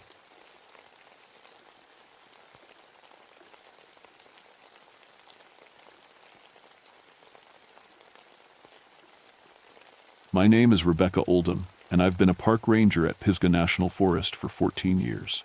I know these North Carolina mountains like the back of my hand, every trail, every rock face, every hidden waterfall. What I didn't know was that some family stories should stay buried. I grew up hearing my grandmother's tales about mountain witches and strange happenings up on Grandfather Mountain. She'd tell me about women who could control the weather and make plants wither with a touch. Mountain magic, she called it. I got my degree in Appalachian studies and figured I knew better. Those were just old stories people told to explain things they didn't understand. The call came in on a crisp October morning in 1968. 3 hikers had reported seeing a woman in old-fashioned clothes standing at Wiseman's View, the popular overlook that sits 4,000 feet above Linville Gorge. Nothing too unusual there. Sometimes people dress up for photos or historical reenactments. But when I radioed back to ask for more details, dispatch told me something that made my coffee go cold. They said she was impossibly tall, Rebecca, like 7 feet tall, and when they tried to get closer, their cameras stopped working. I've dealt with plenty of strange reports over the years. People see bears and think they're Bigfoot. They hear owls and swear it's a banshee. But camera malfunctions? That was new. The drive up to Wiseman's View takes about 40 minutes on winding mountain roads. I knew every curve by heart. But that morning, something felt different. The trees seemed too quiet. Even the October wind had stopped blowing, leaving the colorful leaves hanging perfectly still. It reminded me of the way the air gets heavy before a bad storm. I parked at the small gravel lot and grabbed my equipment, clipboard, camera, first aid kit, and my radio. The trail to the overlook is only about a quarter mile, but it felt longer that day. My boots crunched on fallen leaves, and that was the only sound. No birds singing, no squirrels chattering, no buzz of insects, just my footsteps and my breathing. When I reached the wooden viewing platform, I understood why the hikers had been spooked. The temperature had dropped at least 30 degrees from where I'd parked. My breath came out in little white puffs, even though it had been a warm morning. I checked my thermometer twice, 52 degrees at the overlook, 84 degrees back at my truck. I walked to the railing and looked out over the gorge. The view always took my breath away, miles of forest spreading out like a green and gold carpet, with granite cliffs dropping straight down into the valley. But today, something was wrong with the picture. The leaves on the trees directly below the overlook had turned brown and were falling, even though it was peak autumn season and they should have been at their most beautiful. I made some notes and took pictures, trying to think of logical explanations. Maybe there was an underground spring causing temperature differences. Maybe some kind of mineral deposit was affecting the plant life. I'd seen stranger things in 14 years of ranger work. That's when I noticed the smell burning herbs, like sage and something else I couldn't name. It reminded me of my grandmother's house when she was brewing one of her tonics. The smell seemed to be coming from the trees below, but I couldn't see any smoke. I was about to head back to my truck when my radio crackled. "Rebecca, we've got another report from Wiseman's View. Local man found at the base of the overlook this morning. He's asking for you specifically." "Found how?" I asked, pressing the talk button. "Hikers spotted him about an hour ago. He's conscious but confused. Says he came up here yesterday afternoon, and it was yesterday afternoon when we found him. Problem is, Rebecca, that was 3 days ago." Dr. Harold Finch was 68 years old and had been teaching local history at Appalachian State for 30 years. I knew him from his research on Cherokee sacred sites in the area. When I found him sitting on a boulder near the base of the overlook, wrapped in an emergency blanket with 2 EMTs checking his blood pressure, he looked like he'd aged 20 years overnight. "Rebecca," he said when he saw me, his voice shaky. "Thank God you're here. Something's wrong with this place. Something's very wrong." Dr. Finch had always been sharp as a tack. He could recite dates and historical facts like a computer. But the man sitting in front of me seemed confused and frightened. His hair, which had been mostly brown with some gray 3 days ago, was now completely white. Deep lines had appeared around his eyes, and his hands shook when he tried to hold his coffee cup. "Can you tell me what happened, Dr. Finch?" I asked, sitting down beside him. He stared up at the overlook, squinting like he was trying to remember something important. "I came up here Tuesday afternoon to take some photographs for my book. You know, the one about colonial-era settlements. I wanted pictures of the view for the chapter about Wiseman's settlement. Today was Friday. Tuesday had been 3 days ago. I remember setting up my camera," he continued. "The light was perfect, golden hour just before sunset, but then it got cold, impossibly cold, and I saw her." "Saw who?" "A woman. Tall, taller than any person should be. She was wearing a long gray dress, like something from the 1700s. And her eyes?" He shuddered. "Her eyes were completely black, not just dark brown, black like coal." One of the EMTs caught my attention and tapped his temple, suggesting Dr. Finch might be confused from exposure or dehydration. But I'd seen plenty of people who'd been lost in the mountains, and this felt different. "Where exactly did you see this woman?" I asked. "Doctor." Finch pointed up toward the overlook. "Right at the edge of the platform. She was just standing there, looking down at me. When I tried to take her picture, my camera died. Then my watch stopped working." He held up his wrist to show me an expensive digital watch with a blank display. "I bought this last month. It was working fine until I came up here." I helped Dr. Finch to the ambulance and watched them drive away. Then I hiked back up to the overlook, this time bringing a thermometer, a compass, and 3 different watches. I wanted to test his story about equipment malfunctions. The temperature drop was still there, even more extreme now. According to my thermometer, it was 38 degrees at the overlook and 78 degrees just 100 yards down the trail. My compass needle spun in lazy circles, unable to find magnetic north, and at exactly 4:47 p.m., all 3 of my watches stopped. I tried my radio. Static. I tried my cell phone. No signal, even though I'd had full bars at the parking lot. The sun was starting to set, painting the sky orange and pink, but the temperature kept dropping. I could see frost forming on the wooden railings of the viewing platform. In October, in North Carolina, that's when I smelled the herbs again, stronger this time. And underneath that smell was something else, something rotten and old, like flowers left too long in a grave. I turned to head back down the trail, and that's when I saw them. Arrangements of plants and stones in perfect circles, hidden just inside the tree line. They hadn't been there an hour ago, I was sure of it. Someone would have had to work fast to gather all those materials and create such detailed patterns. But as I got closer, I realized the plants weren't gathered. They were still rooted in the ground, but they'd somehow grown into these unnatural shapes. Vines twisted into spirals, flowers arranged in perfect geometric patterns. And in the center of each circle, small piles of what looked like bones. I knelt down to examine one of the arrangements. The bones, they were old, yellow, and brittle, but they'd been arranged recently. Someone had taken time and care to place them just so. As I reached out to touch one, the temperature dropped another 10 degrees in the space of a heartbeat. My breath came out in thick white clouds. The frost on the trees around me began spreading. coating leaves and branches with ice that crackled as it formed. And from somewhere behind me came a sound that made my blood freeze. Footsteps on the wooden platform above. Slow, measured footsteps, like someone wearing heavy boots. But I was alone up here. I was sure I was alone. I stood up slowly and turned around. The overlook was empty, but the footsteps continued, pacing back and forth across the platform with deliberate rhythm. And with each step, the temperature dropped a little more. I backed away from the overlook, keeping my eyes on the empty platform. The footsteps stopped. The forest went completely silent. No wind, no insects, no birds. Even my own breathing seemed too loud. That's when I saw her. Just a glimpse, there and gone like a trick of the dying light, a figure in gray standing at the far edge of the platform. Tall, impossibly tall, just like Dr. Finch had said. For 1 second, she was there. The next second, empty air. But the temperature kept dropping, and the smell of herbs and death grew stronger. I ran. I didn't sleep that night. Every time I closed my eyes, I saw that tall gray figure and felt the unnatural cold creeping into my bones.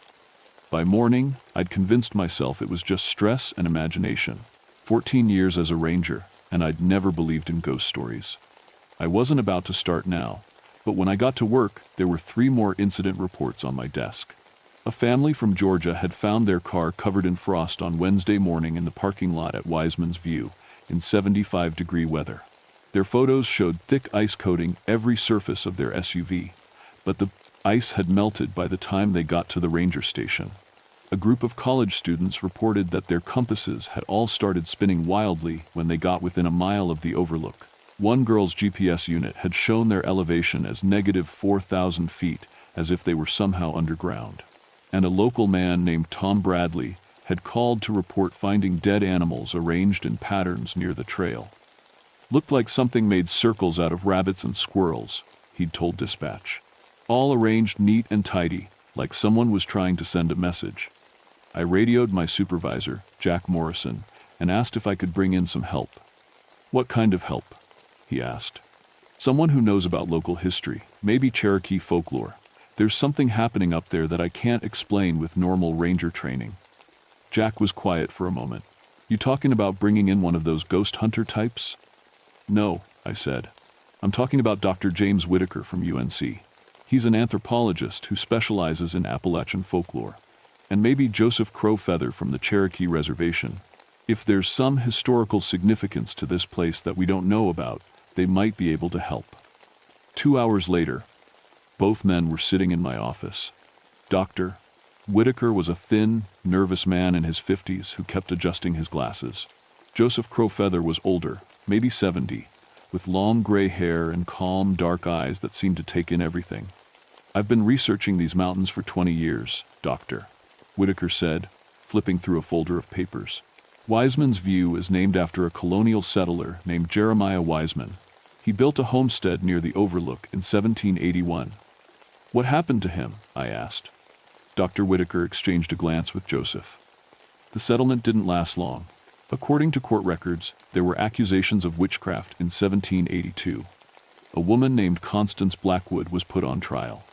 "Let me guess," I said, feeling a chill that had nothing to do with temperature. "She was executed at the overlook." Joseph spoke for the first time, his voice low and serious. "My great-grandfather told stories about that place. He said the Cherokee avoided it even before the white settlers came. Called it the place where the earth bleeds.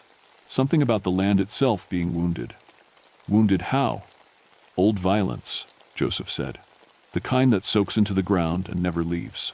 When people are killed in anger or fear, especially innocent people, the land remembers." Dr. Whitaker pulled out a photocopy of an old document. According to the trial records, Constance Blackwood was accused of causing crop failures and livestock deaths. She was also accused of being unnaturally tall and having eyes like coal. Sound familiar? My mouth went dry. "They executed her for being tall?" "They executed her for being different," Joseph said. "And for being a woman who knew things about plants and healing that scared them." The trial lasted 1 day. They hanged her at sunset from a tree at the overlook. "But here's the interesting part," Dr. Whitaker added. "The tree they hanged her from was struck by lightning that same night. Split right down the middle. And according to witness accounts, it happened during a clear, cloudless night. I thought about the impossible frost, the broken equipment, the temperature drops. You think her spirit is still there? Joseph stood up and walked to my window, looking out toward the mountains. Some spirits move on when they die. Others get trapped by strong emotions, anger, fear, injustice. If she was innocent, if she died angry and afraid, she could be bound to the place where she was killed, Dr. Whitaker finished. But why now? I asked. Why is she becoming active after almost 200 years? Joseph turned back to face me, and his expression was troubled. What's your family name, Rebecca? Oldham, Rebecca Oldham. Your grandmother's maiden name? I felt a strange cold creeping up my spine. Blackwood, Sarah Blackwood. The room went completely silent. Dr. Whitaker's face went pale, and Joseph nodded slowly like he'd expected this answer. That's why she's calling to you, Joseph said. Your family. You carry the blood of the woman they murdered. And if the old stories are true, if Constance really was a woman of power, then you might have inherited more than just her name. Before I could ask what he meant, my radio crackled. Rebecca, we've got a situation at Wiseman's View. Multiple hikers reporting equipment failures and unusual sightings. Can you get up there right away? I looked at Dr. Whitaker and Joseph. Want to come meet your 200-year-old witch? The drive up the mountain was different this time. With each mile, the radio static got worse. Dr. Whitaker's tape recorder stopped working. Joseph's cell phone screen went black, and the temperature gauge in my truck started dropping, even though the heater was running full blast. When we reached the parking lot, we found 6 cars and a small crowd of confused hikers. A family from Tennessee was standing next to their minivan, which was covered in a thick layer of ice. A group of college kids were huddled together, sharing blankets, and an elderly couple was sitting in their car with the engine running, refusing to get out. It's 40 degrees up there, one of the college students told me, in the middle of the day, and there's a woman walking around in old-fashioned clothes. She keeps appearing and disappearing like she's not really there. How tall is this woman? Joseph asked. The student looked confused. That's the weird part. Sometimes she looks normal-sized. Sometimes she looks like she's 8 or 9 feet tall, like she's getting bigger. Joseph and Dr.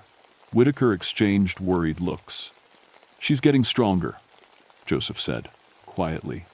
The more people see her, the more afraid they become, the stronger she gets. As if summoned by his words, a scream came from the direction of the overlook. A woman's voice, high and terrified, echoing off the mountain walls. We ran. The scene at Wiseman's View was like something out of a nightmare. 2 hikers, a man and woman in their 30s, were pressed against the wooden railing of the platform, staring in terror at something we couldn't see. The woman was the one screaming. The man was trying to pull her away from the edge, but she seemed frozen in place. The temperature was below freezing now. Ice was forming on every surface, and our breath came out in thick white clouds.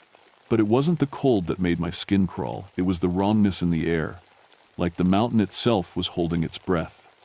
Where is she? I called to the hikers. The woman pointed toward the center of the platform with a shaking hand. Right there. Can't you see her? She's right there. I looked where she was pointing and saw nothing but empty air. But Dr. Whitaker grabbed my arm. Look at the ice, he whispered. The frost on the wooden platform was forming patterns, spirals, and circles that matched the plant arrangements I'd found the day before. And in the center of the largest spiral, footprints were appearing in the ice. Large footprints, like someone wearing heavy boots. But there was no one there to make them. Joseph pulled something from his pocket, a small leather pouch tied with sinew. He opened it and began sprinkling what looked like tobacco and herbs around the platform's edges, speaking in Cherokee in a low, urgent voice. What's he doing, Doctor? Whitaker asked. Protection ritual, I said, remembering my grandmother's stories, trying to keep her contained. But as Joseph worked, the temperature dropped even more. The ice on the railings began cracking with sharp sounds like gunshots, and the footprints in the frost were getting deeper, as if whatever was making them was becoming more solid. That's when I saw her. She appeared slowly, like a photograph developing. First, just a gray shadow, then the outline of a woman, then solid flesh and bone. She was tall, impossibly tall, just like the stories said. At least 7 feet, maybe 8. Her dress was gray wool, long-sleeved and high-necked, like something from colonial times. Her hair was dark and hung loose around her shoulders, but it was her eyes that made my blood freeze. Completely black, like holes burned into her face. And when she looked at me, I felt like she was seeing straight through to my soul. "Rebecca Oldham," she said, and her voice was like wind through dead leaves. "Sarah's granddaughter, you carry my sister's blood." "Constance," I whispered. She smiled, and her teeth were too sharp. "They killed me for knowing the old ways, for helping their sick children with herbs when their doctors failed, for being tall and different and unafraid." The temperature dropped another 10 degrees. But they could not kill what I knew. They could not kill the power in my blood. The two hikers finally broke free from whatever had been holding them and ran down the trail. I could hear them crashing through the trees, desperate to get away. But I couldn't move. Neither could Dr. Whitaker. Joseph continued his ritual, but his hands were shaking now. "For 200 years I have been bound to this place," Constance continued, growing taller as she spoke. Now she had to be 9 feet tall, her head nearly touching the tree branches above the platform. "Bound by their fear and hatred. But you can set me free." "How?" I asked, though I wasn't sure I wanted to know the answer. "Give me your fear," she said, stepping closer. "Give me your terror, your despair, your life force. Let me feel what it's like to be alive again, just for a moment. Then I can leave this place and find them. Find the descendants of the men who killed me." Ice was spreading from her footsteps across the entire platform. The wooden railings were cracking from the cold, and I could feel something pulling at me, not physically, but something deeper, like she was trying to reach inside my mind. "No," Joseph said, finishing his ritual and stepping between us. "That's not the way. Rebecca, listen to me. You have the power to send her on, not by feeding her anger, but by breaking the binding that holds her here.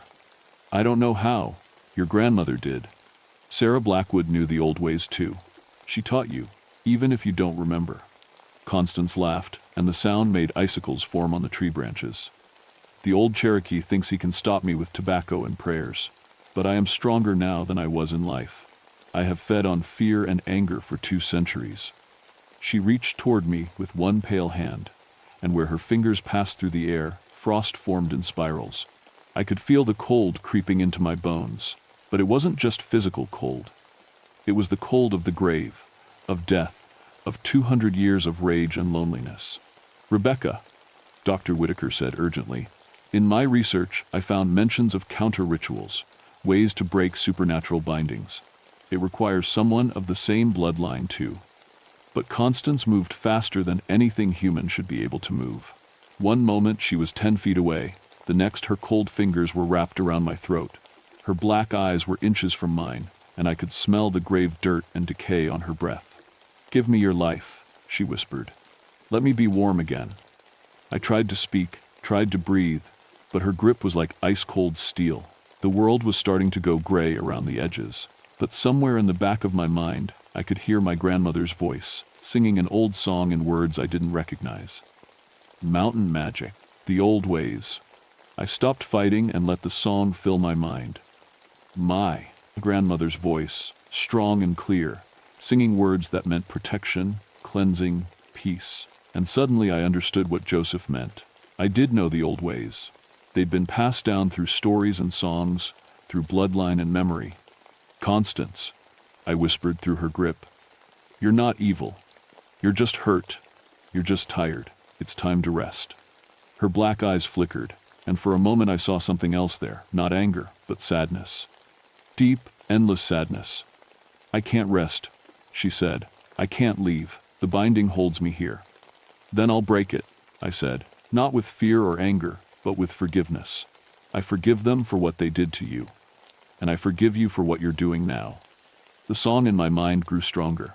My grandmother's voice was joined by other voices, women who had come before, who had known the old ways, who had kept the ancient knowledge alive through generations of persecution and fear. Constance's grip loosened. The terrible cold began to recede, and slowly, very slowly, she began to shrink back to human size. "You would really forgive them?" she asked. "After what they did?" "I forgive them," I said, "and I set you free. Rest now, Constance. Go where you were meant to go 200 years ago." She looked at me for a long moment, and the blackness in her eyes faded to brown. Human brown. "Thank you," she whispered. And then she was gone. Not disappeared, gone. The terrible cold lifted, the ice melted away. The wrongness in the air faded like a bad dream. Joseph was smiling. Dr. Whitaker was frantically taking notes. And I was standing on a perfectly normal wooden platform, watching the sunset paint the mountains gold and red. The official report said that unusual mineral deposits in the area had been causing equipment malfunctions and temperature anomalies. We recommended that visitors be warned about potential compass and electronic issues, and suggested bringing extra layers in the case of unexpected weather changes. Nobody questioned it. People believe what they want to believe, and the truth about Constance Blackwood was too strange for most folks to handle. But I knew better now. I understood that my grandmother's stories hadn't been superstition, they'd been warnings. Lessons. Preparation for a responsibility I never knew I'd inherited. 3 weeks after the incident at Wiseman's View, Joseph Crowfeather came to visit me at the ranger station. He brought a leather journal filled with handwritten notes and sketches. My great-grandfather kept records, he said. Stories about other places in these mountains where the earth remembers old violence, places where spirits might be trapped, waiting for someone with the right bloodline to set them free. I flipped through the journal, seeing mentions of abandoned settlements, forgotten graveyards, sites where Cherokee people had been murdered by early colonists, places where tragedy had soaked into the ground and never healed. "How many?" I asked. "In these mountains alone, maybe a dozen. But there are other mountain ranges, other places where the old people settled and suffered and died angry." Joseph looked out my window toward the peaks. "The work isn't finished, Rebecca. Constance was just the beginning." Dr. Whitaker had left for UNC the week before, taking with him enough material for 3 research papers on regional folklore and historical trauma.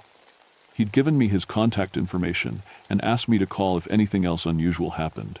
I had a feeling I'd be calling him again soon. That night, I drove up to Wiseman's View one more time.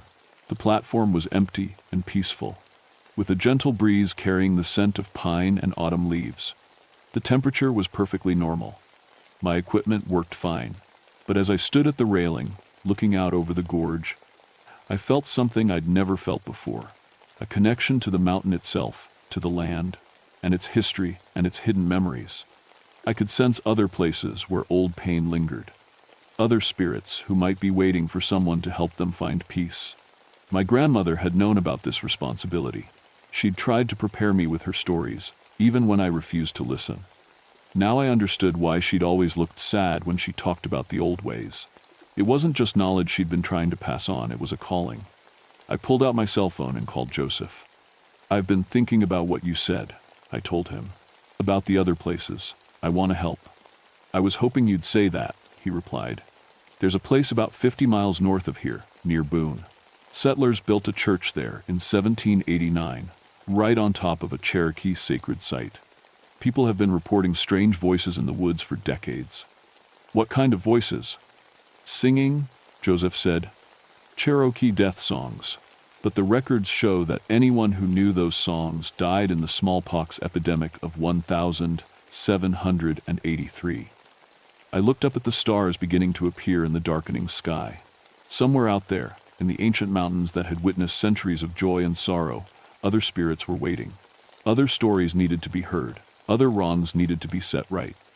"When do we start?" I asked. The mountains stretched out before me in the moonlight, beautiful and mysterious and full of secrets. I was Rebecca Oldham, park ranger and keeper of old stories, and I finally understood that some family legends were meant to be lived, not just remembered. The wind picked up, carrying with it the whisper of voices from long ago, Cherokee and colonist, victim and survivor, all the people who had loved these mountains and suffered in them, and left their marks on the eternal stone. I was listening now, and I was ready to help them find their way home.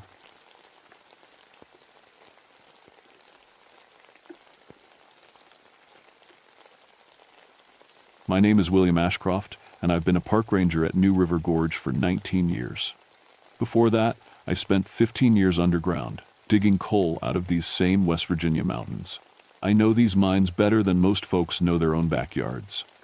People always ask me if I believe in ghosts. Used to be, I'd laugh and tell them the only thing haunting these old mines was bad air and loose rocks. I figured all those stories about spirits in the tunnels were just scared miners letting their minds play tricks on them in the dark. I don't laugh anymore.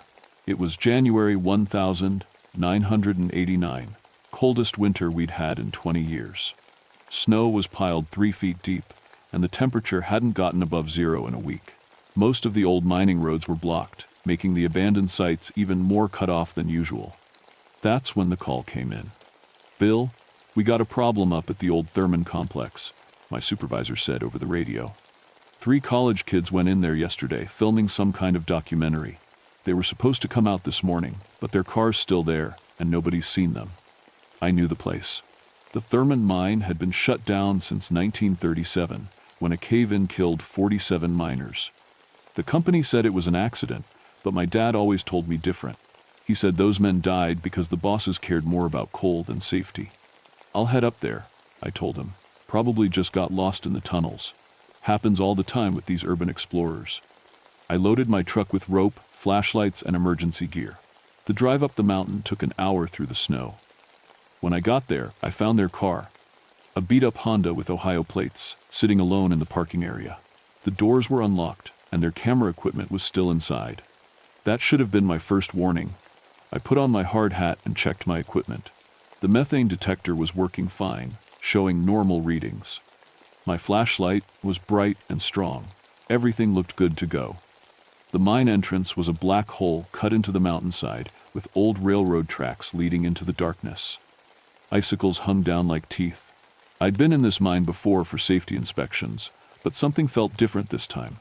The air was too still, too quiet. I called out, "Hello, Park Service. Anyone in there?"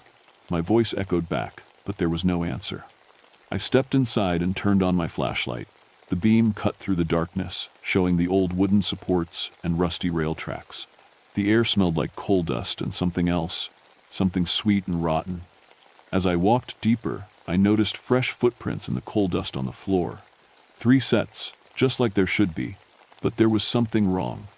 Mixed in with the sneaker prints were other marks, boot prints that looked old-fashioned, like the kind miners wore 50 years ago. I told myself it was probably just other explorers who'd been there before. But the prints looked fresh, like they'd been made yesterday.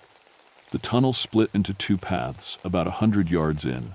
I shined my light down both ways, trying to figure out which way the kids had gone. That's when I saw something that made my blood run cold. Coal dust was floating in the air, fresh coal dust, like someone had just been digging. But this mine had been sealed for over 50 years. There was no way anyone could be mining here, no way at all. I checked my methane detector again. The needle was jumping around like crazy, but when I breathed in, the air seemed fine. No gas smell, no burning in my lungs. The machine had to be broken. I decided to follow the footprints down the left tunnel. The wooden supports creaked and groaned as I passed under them, and water dripped somewhere in the darkness ahead. My flashlight beam seemed dimmer somehow, like the darkness was pushing back against it. That's when I heard it. Tap, tap, tap, the sound of a pickaxe hitting rock, coming from deep in the mine. Someone was digging down there. Someone was working. I called out again, louder this time. "Hello, this is Park Ranger Ashcroft. You need to come out now. This mine isn't safe." The tapping stopped. Everything went dead silent. Then I heard voices, men talking in low, tired voices. I couldn't make out the words, but they sounded sad, like they were discussing bad news. I started walking toward the voices, following the old rail tracks. My boots crunched on coal pieces and made little echoes that seemed too loud. The temperature was dropping, and I could see my breath in the flashlight beam. The voices got a little clearer as I got closer. They were talking about someone named Tommy and how his wife was going to take the news. They mentioned something about the roof being bad, about the foreman not listening to warnings. It sounded like miners talking after an accident. But there were no miners here. This place had been empty for decades. I turned a corner and saw light ahead, the warm, flickering light of carbide lamps. For a second, I felt relieved.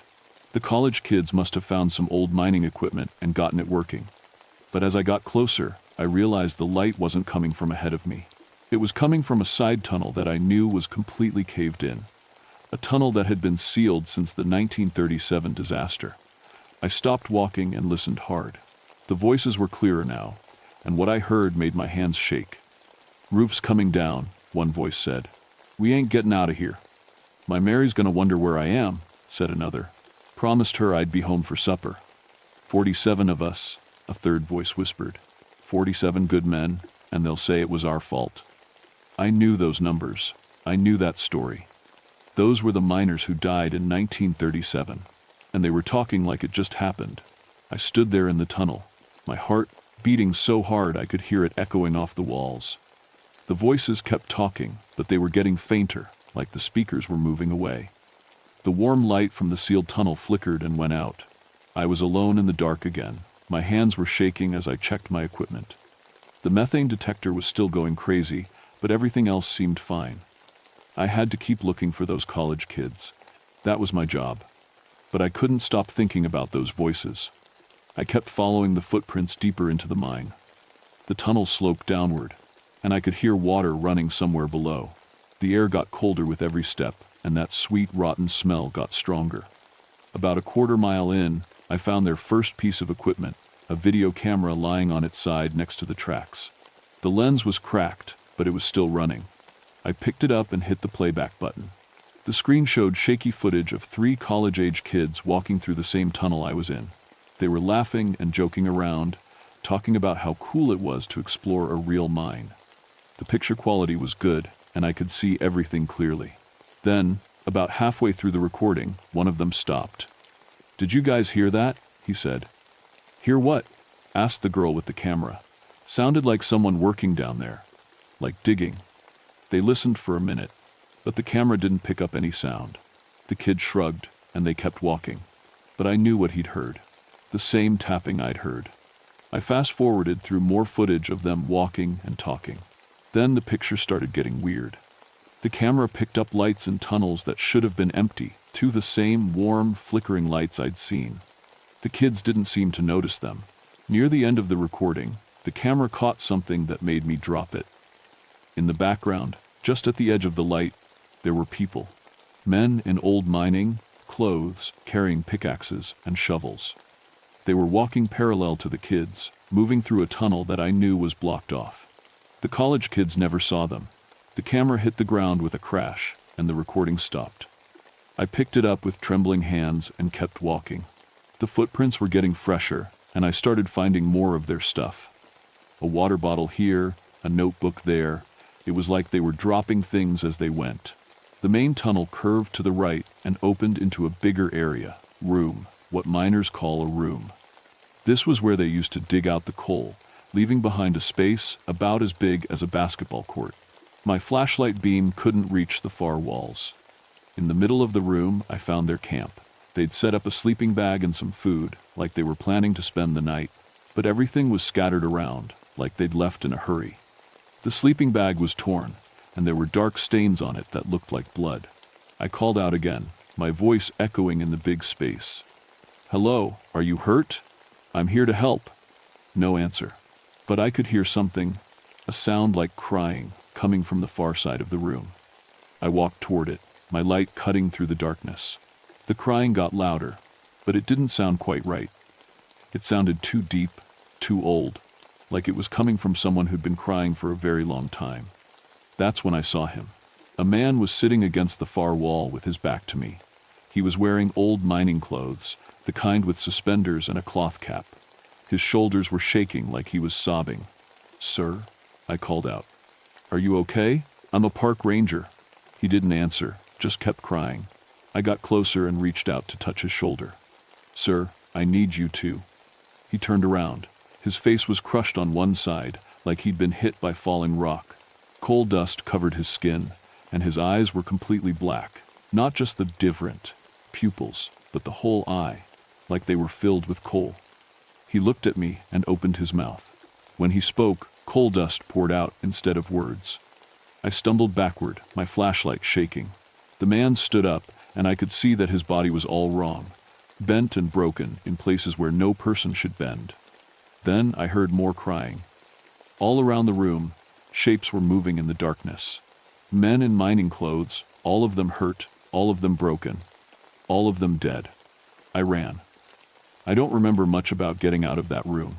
I just remember running as fast as I could, my light bouncing everywhere, while behind me the crying turned into something worse, a sound like 47 men screaming at once. I made it back to the main tunnel and kept running until I couldn't breathe anymore. When I finally stopped, I was almost back to the entrance. I could see daylight ahead, real, normal daylight that meant safety and sanity. But I couldn't leave. Those college kids were still down there somewhere, and it was my job to find them. I sat down on an old railroad tie and tried to think.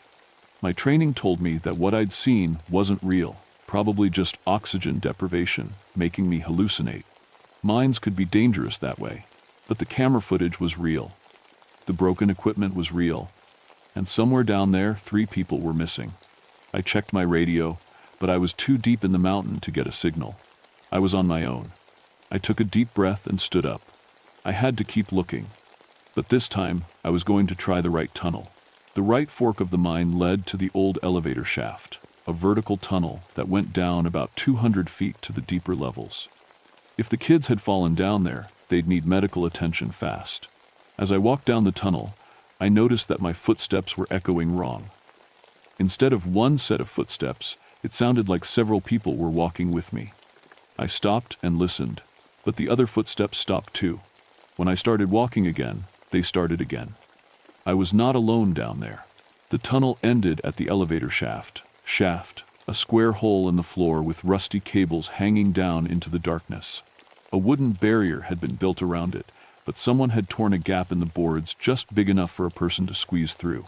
I shined my light down the shaft. About 50 feet down, I could see something white. It looked like clothing. "Hello?" I yelled down the shaft. "Can you hear me?" A voice came back, weak and scared. "Help! Please help us!" It was one of the college kids. They were alive. But as I got my rope ready to rappel down, I heard something else from the shaft. More voices, talking in low, sad tones. The same voices I'd heard before, and they were saying something that made my blood freeze. "Don't go down there, son. That's where we died. That's where they left us to die." I clipped my rope to a solid beam and checked it twice. The voice from below had gone quiet, but I knew someone was down there. Someone alive. As I rappelled down the shaft, my flashlight showed me the elevator cage about 100 feet down, a twisted wreck of metal that had crashed to the bottom decades ago. The college kids must have tried to climb down and gotten trapped. Halfway down, I stopped. There was writing on the shaft wall, carved into the rock. Old writing, done with pickaxes or knives. Names and dates from 1937. The names of the miners who died. And at the bottom of the list, in fresher carving, were 3 new names.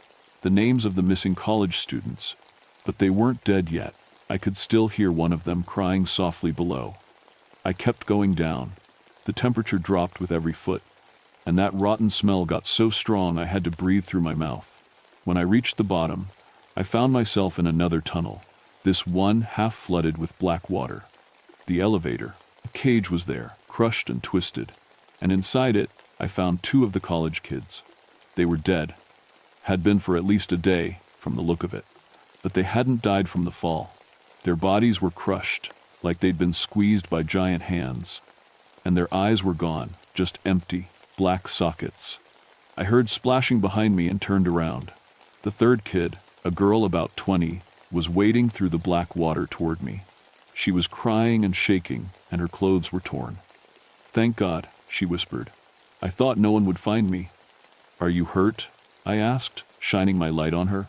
She looked okay, except for some cuts and bruises. "I don't think so. But my friends..."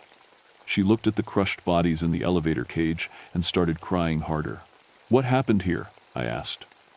"We were exploring, and Jake thought he heard voices down here.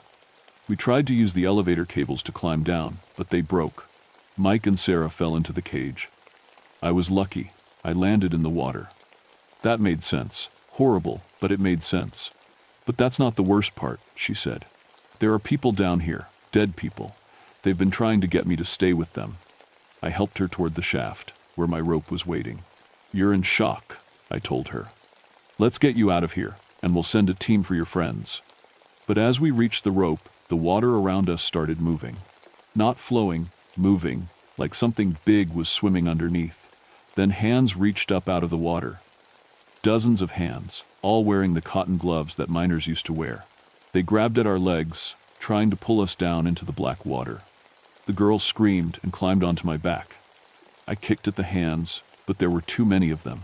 For every one I knocked away, 2 more reached up. They want us to stay, the girl sobbed. They keep saying they're lonely, that the company left them down here to die. More hands came up, and now I could see arms attached to them. Then faces, floating just under the surface of the water. The faces of the 47 miners who died in 1937. But they weren't really faces anymore. They were just suggestions of faces, made out of coal dust and water and rage. Their mouths moved like they were trying to talk, but only black water came out. I grabbed the rope and started climbing, the girl hanging onto my back. The hands followed us up, reaching higher and higher. Cold fingers touched my boots, my legs, trying to get a grip.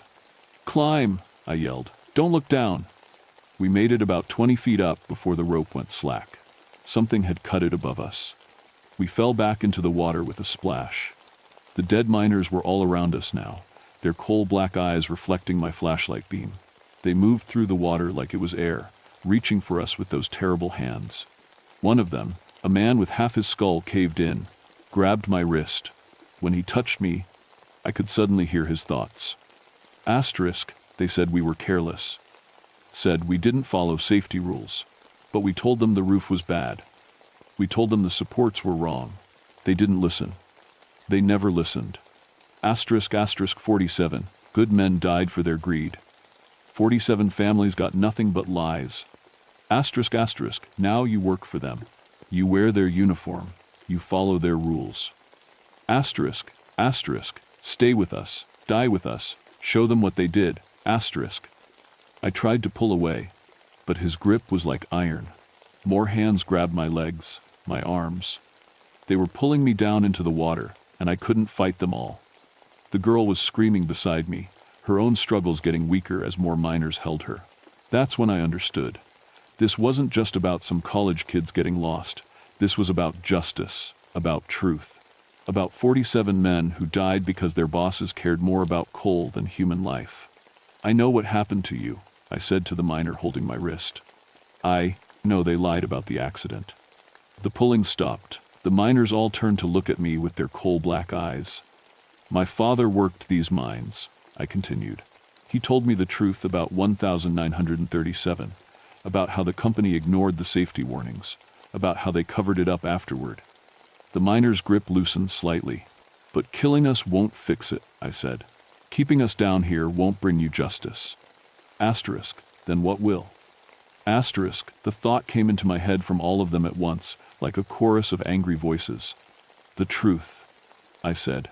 "People need to know what really happened. The families of the miners who died, they deserve to know it wasn't their fault." The miners looked at each other. In the dim light of my flashlight, I could see them having some kind of silent conversation. Finally, the one holding me spoke, and this time I could hear his voice out loud. It sounded like wind blowing through broken stones. "You promise? You'll tell them?" "I promise." "You'll make them pay?" "I'll try." The hands released us. The miners stepped back, still watching us with those terrible black eyes. A new rope dropped down from above, thick, strong rope that hadn't been there before. "Go," the miner said. "But remember your promise. If you lie to us, if you fail us, we'll come for you. Death can't stop us anymore." I grabbed the rope and helped the girl climb up first. As we ascended, I looked back one last time. The miners were still there, standing in the black water, watching us go. At the surface, the girl and I collapsed in the snow outside the mine entrance. She was in shock, barely able to speak. I called for backup on my radio and told them we had 2 fatalities and 1 survivor. I didn't tell them about the rest of it. Not yet. But I kept my promise to the miners. That was just the beginning. The official report said that Mike and Sarah died from injuries sustained in an accidental fall down the elevator shaft. The girl, her name was Jennifer, was treated for shock and hypothermia. She tried to tell the doctors about the dead miners, but they said it was trauma-induced hallucinations. I didn't contradict their report. Not at first, but I started researching. I went to the local historical society, the library, even interviewed some of the old-timers who remembered the 1937 disaster. What I found made me sick. The company had known the mine was dangerous. Engineers had filed reports about unstable roof supports and dangerous gas levels. Workers had complained repeatedly about safety violations. But coal prices were high in 1937, and the bosses wanted to keep production moving. On the day of the accident, 23 miners had refused to go into the dangerous section. The foreman fired them all and sent in a new crew, 47 men who needed the work too badly to complain. The roof came down at 2:47 p.m. The company said it was an act of God, an unforeseeable tragedy. They blamed the miners for not following proper safety procedures. The families got nothing but a $100 burial allowance. I took my research to the local newspaper, but they weren't interested. Ancient history, the editor said. Besides, that mining company's got a lot of lawyers. That night, I had a visitor. I was at home, reading through more old documents, when my lights started flickering. The temperature in my house dropped about 20 degrees in the span of a minute. Then I heard the tapping. Tap, tap, tap. It was coming from my basement. I grabbed a flashlight and went down to investigate. The basement was empty, but there were coal smudges on the concrete floor. Fresh coal smudges, arranged in a pattern. Numbers. 47. The tapping came again, and this time I could tell it was coming from inside the walls, like someone was trying to dig their way out. I'm working on it, I said to the empty basement, but it takes time. The tapping stopped. Over the next few weeks, I kept digging into the story. I found the original engineering reports, buried in state archives. I tracked down the descendants of the miners who died. I gathered enough evidence to prove that the 1937 disaster was caused by corporate negligence, not worker error. But every newspaper, every TV station, every reporter I contacted said the same thing. Not interested. Too old. Can't prove anything. That's when the miners got impatient. Strange accidents started happening around town. A coal truck lost its brakes and crashed into the offices of the mining company's law firm. A gas leak destroyed the building where the company kept its old records. The current mine superintendent's car broke down in the middle of nowhere, and he had to walk 15 miles in a snowstorm. Nobody got seriously hurt, but the message was clear. Then Jennifer called me. She was back at college in Ohio, but she'd been having nightmares every night since the mine incident. They're in my dreams, she said. The dead miners. They keep asking if you've told their story yet. I'm trying, I told her, but nobody wants to listen. They're getting angry. Last night, one of them said they might have to come get you if you don't hurry up. That night, I made a decision. I drove back to the mine, alone. It was late March now, and most of the snow had melted. I parked at the entrance and walked into the tunnel without any equipment except a flashlight. I'm here, I called out. We need to talk. They were waiting for me in the same room where I'd first seen them. All 47 miners, standing in a circle around the old campsite. In the center of the circle was a pile of documents, the original safety reports, the engineers' warnings, the company memos that proved they knew the mine was dangerous. Where did you get these? I asked. The lead miner, the one with the crushed face, stepped forward. We've timed 4. We've been collecting them. Every document that proves what they did to us. We've had over 50 years to gather evidence. This is incredible. This proves everything. But no one will publish your story, he said. No one wants to hear the truth. So what do you want me to do? Make them listen, another miner said. Make them pay attention. How? The miners looked at each other, then back at me. There are other mines, the leader said. Other accidents. Other cover-ups. We've been talking to the dead from all over these mountains. What are you saying? We're saying that if the living won't listen to the truth, maybe they need to hear it from the dead. That's when I understood what they were planning, and I knew I had to stop them. If you hurt innocent people, you're no better than the bosses who killed you, I said. Innocent? The miner's voice rose to a roar. Where were the innocent people when we died? Where were they when our families starved? Where were they when the company lied about what happened to us? The other miners started moving closer, their coal-black eyes burning with rage. The temperature in the room plummeted, and frost started forming on the walls. "You made us a promise," the leader said. "You swore you'd get us justice. But you've failed. Just like everyone else failed us. I haven't failed. I just need more time." "Time?" He laughed, and it sounded like rocks falling. "We've been waiting 52 years. How much more time do you need?" That's when I played my last card. What if I could get your story to the right people? What if I could make sure the whole world knows what happened to you? How? There's a young reporter at the Charleston paper. She specializes in corporate corruption stories. If I can get her to investigate this, if I can show her the evidence you've collected. The miners considered this. And if she doesn't believe you, then I'll keep trying. I'll find someone who will listen. But I need you to give me time, and I need you to promise you won't hurt anyone. The leader was quiet for a long moment. Finally, he nodded. 1 month, he said. You have 1 month to get our story told. If you fail, we'll take justice into our own hands. Deal. As I left the mine that night, I carried a box full of documents that had been hidden for over 50 years. Documents that would finally reveal the truth about the 1937 disaster. But I also carried the knowledge that, if I failed, 47 angry spirits would be unleashed on the living world, and they wouldn't be satisfied with just tapping on the walls. It took me 3 weeks to convince reporter Sarah Chen to meet with me.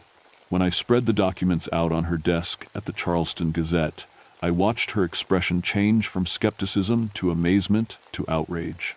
"This is incredible," she said, reading through an internal company memo that explicitly warned about roof instability in the section where the miners died. They knew. They absolutely knew this was going to happen. "Can you publish it?" I asked. "Are you kidding? This is the story of the year. Corporate murder disguised as industrial accident? Hell yes, I can publish this." The story ran on the front page 3 days later. Then the wire services picked it up. Then the national papers. Within a week, the 1937 Thurman mine disaster was front-page news across the country. The mining company tried to fight back, claiming the documents were forgeries. But forensic analysis proved they were authentic. Worse for the company, Sarah's investigation uncovered similar cover-ups at 6 other mines between 1920 and 1950. The families of the dead miners filed a class action lawsuit. The state attorney general opened a criminal investigation. Congress announced hearings on historical mining safety violations. I went back to the mine on the 1-month anniversary of my deal with the miners. They were waiting for me, but they looked different. Calmer. More at peace. "You kept your promise," the leader said. "The truth is finally out. Your families know you weren't at fault," I told him. "The whole world knows what really happened." "We can rest now," another miner said. "For the first time in 52 years, we can rest." They began to fade as I watched, becoming translucent, then transparent, then gone entirely. The coal dust that had clung to their ghostly forms scattered on a wind that shouldn't have existed underground. Only the leader remained. "Thank you," he said, "for keeping your word." "Thank you," I replied, "for teaching me that some promises are worth keeping, no matter how impossible they seem." He smiled, the first time I'd seen any of them smile, and then he was gone too. I quit the Park Service 6 months later. The mine experience had changed me in ways I couldn't explain to anyone. I used my settlement money from a book deal about the case to start a foundation that investigates historical mining accidents. We've uncovered dozens of cover-ups, helped families get closure, and forced companies to acknowledge their past crimes. But sometimes, late at night, I still hear tapping in my walls. Not angry tapping, hopeful tapping. The sound of other spirits, other victims trying to tell their stories. And I listen, because I learned something important in that mine. The dead don't rest easy when they die for corporate profits. They wait and they watch, and eventually they find someone willing to hear the truth.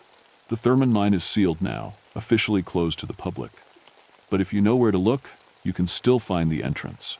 And if you're quiet and respectful, you might hear something in the darkness. The sound of 47 men finally at peace. But be careful if you go there.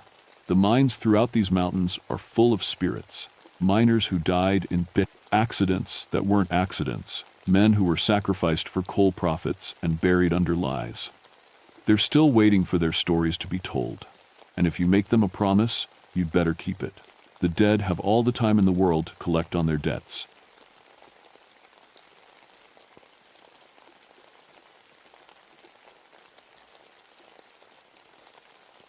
My name is Daniel McLeod, and for 16 years I wore the badge of a National Park Service Ranger in Cherokee National Forest. Before that, I spent 8 years with the ATF, that's the Bureau of Alcohol, Tobacco, Firearms, and Explosives. Some people think park rangers just give directions to lost hikers and put out campfires. They don't know about the other side of the job. The dark side that happens deep in the mountains where cell phones don't work and the nearest sheriff is 35 miles away. I specialized in illegal distillery operations. Moonshine stills, mostly. In 16 years, I'd raided over 50 operations hidden in these Tennessee hollers. I knew every trick how they'd hide copper tubing under creek beds, bury mash barrels in rhododendron thickets, and set up lookouts on ridgelines. I'd been shot at, threatened, and once had my truck's brake lines cut. But I'd never believed in ghosts. That changed in August of 1974. The call came in on a Tuesday morning, hot as blazes with no wind stirring in the valleys. My radio crackled to life around dawn. 3 federal agents had gone missing while investigating reports of a phantom distillery in the Cosby area. Phantom, they called it, because locals kept reporting the smell of mash and the sound of bubbling stills, but nobody could find the actual operation. "McLeod, you know those hollers better than anyone," said Agent Sandra Williams over the radio. She was my contact at the ATF, a tough woman who'd grown up in these mountains before joining federal service. "We need you to guide a search team." I drove my Green Ranger truck up the winding mountain road, past the tourist areas where families came to see black bears and waterfalls. But we weren't heading to the pretty parts. We were going into the deep hollers where old-timers still remembered Prohibition and federal agents weren't welcome. The missing agents had last been seen near Crying Creek, a narrow valley that twisted back into the mountains like a snake. Local families had been making moonshine there since before the Civil War. Their great-grandfathers had hidden stills from Union troops, and they'd been hiding them from federal agents ever since. When I met Agent Williams at the trailhead, she looked worried. Sandra was usually calm as a lake in winter, but today her hands shook slightly as she checked her service weapon. "Something's not right about this one, Dan," she said, using my first name instead of my ranger title. The agents weren't rookies. They knew these mountains. And the reports we're getting, they don't make sense. She handed me a folder full of witness statements. Local people claimed they'd seen fresh tire tracks that led nowhere. They'd smelled corn mash so strong it made their eyes water, but found no stills. One old man swore he'd heard Model T Ford engines running in the middle of the night, but there hadn't been a working Model T in these mountains for 40 years. "Folks are spooked," Sandra continued. "They're talking about Zeke McLeod still." My blood went cold when she said that name. McLeod was my family name, but I'd never heard of any Zeke. "Who's Zeke McLeod?" I asked. "Moonshiner from the 1922nd. Story goes that revenue agents caught him at his still and shot him dead. Left his body to rot next to his equipment. Some people say his ghost still runs that operation, making moonshine for the dead." I laughed, but it sounded forced even to me. "Come on, Sandra, you know better than that. These mountain folks love their ghost stories. There's a live criminal operation out there, and we need to find it before those agents wind up dead." But as we hiked deeper into Crying Creek Valley, I started to notice things that didn't fit. The air smelled wrong, not just the usual scent of damp earth and pine needles, but something else, something sharp and alcoholic that made my nose burn. The creek itself looked strange, too. Instead of the usual clear mountain water, it had an odd shimmer to it, like oil floating on the surface. When I knelt down and cupped some water in my hand, it smelled like corn whiskey. "That's impossible," I muttered. Sandra knelt beside me and sniffed the water. Her face went pale. "Dan," she whispered, "creeks don't run whiskey, not unless there's a massive spill upstream." We followed the creek deeper into the valley, looking for the source of the contamination. The forest around us grew quieter with each step. No birds singing, no squirrels chattering. Even the insects had gone silent. That's when we found the first sign of the missing agents. Agent Tom Bradley's radio lay smashed against a tree, its antenna twisted into an impossible spiral. His hat sat on a stump nearby, perfectly placed like someone had set it there on purpose. But there were no footprints in the soft dirt around the stump.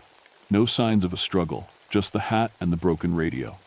"This doesn't make sense," Sandra said, examining the radio with her flashlight. "It's like something threw this thing with incredible force. Look at how deep it's embedded in the tree bark." I studied the ground around the area, using tracking skills I'd learned from my Cherokee grandmother. The missing agents had definitely been here. I could see boot prints in the mud near the creek, but the prints just stopped. They didn't lead anywhere. It was like the three men had simply vanished into thin air. "Maybe they crossed the creek," I suggested, but even as I said it, I knew it didn't make sense. The creek was shallow here, maybe 6 inches deep. If they'd crossed, there would be prints on the other side. There weren't any. We kept following the creek upstream, and that's when we heard it, the sound of bubbling liquid, like water boiling in a large pot. It was coming from somewhere ahead of us, hidden by the thick rhododendron bushes that lined the valley. "That's a still," Sandra whispered, drawing her service weapon. "Someone's cooking mash." I pulled out my own gun and took the lead. After 16 years of this work, I knew how to approach an illegal operation. Move quiet, stay low, watch for lookouts. But as we crept through the undergrowth, I noticed something that made my skin crawl. The bubbling sound was too loud, way too loud. Industrial stills could make some noise, but this sounded like a dozen operations running at once, and there was something else, music playing softly in the background. Old-timey music, like the kind they played on the radio in the 1920 seconds. We pushed through the final curtain of rhododendron branches and froze. There in the clearing was the biggest still operation I'd ever seen. Copper tubing snaked everywhere, connecting massive wooden barrels to a collection of different-sized pots. Steam rose from a dozen different sources, and the air was thick with alcohol vapors that made my head spin. But here's what made no sense. The equipment looked old. Really old. The copper had that green patina that takes decades to develop. The wooden barrels were held together with iron hoops that showed rust and age, and there wasn't a single modern piece of equipment anywhere. "Dan," Sandra whispered, her voice shaking, "look at the bottles." Scattered around the still were hundreds of glass bottles, but they weren't the typical mason jars moonshiners use today. These were old-fashioned bottles with cork stoppers and handwritten labels. I picked one up and squinted at the faded writing. "McLeod's Best 1925. My hands started shaking. McLeod was my family name, but this bottle was older than my grandfather. "There's nobody here," Sandra said, scanning the area with her weapon drawn. "But this operation is running. Look at the steam, listen to the bubbling. Someone's been here recently." That's when we heard the car engine. It was an old engine, the kind that chugged and puttered instead of the smooth hum of modern vehicles. It was coming from the trail behind us, the same trail we'd just used to get here. "Back up?" Sandra asked hopefully. I shook my head. "We didn't call for backup, and that doesn't sound like any government vehicle I know." The engine sound got louder, then suddenly cut off.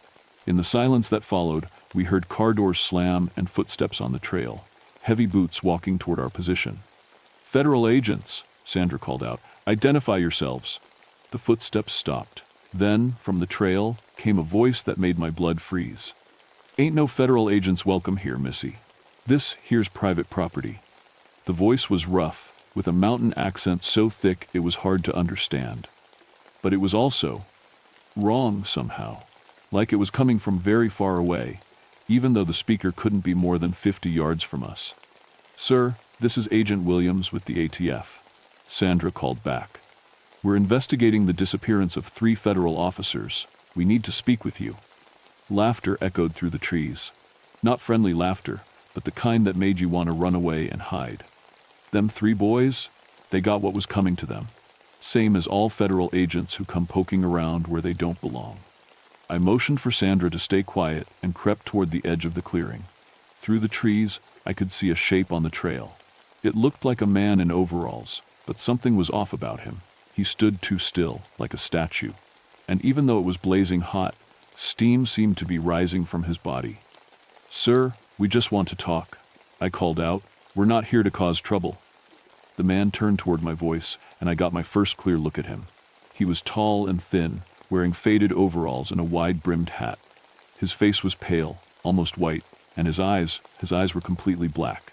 But what made me nearly drop my gun were the dark stains on his chest. Stains that looked exactly like bullet holes. "You're a McLeod?" the man said, pointing a long finger at me. "I can smell it on you. Family blood runs true."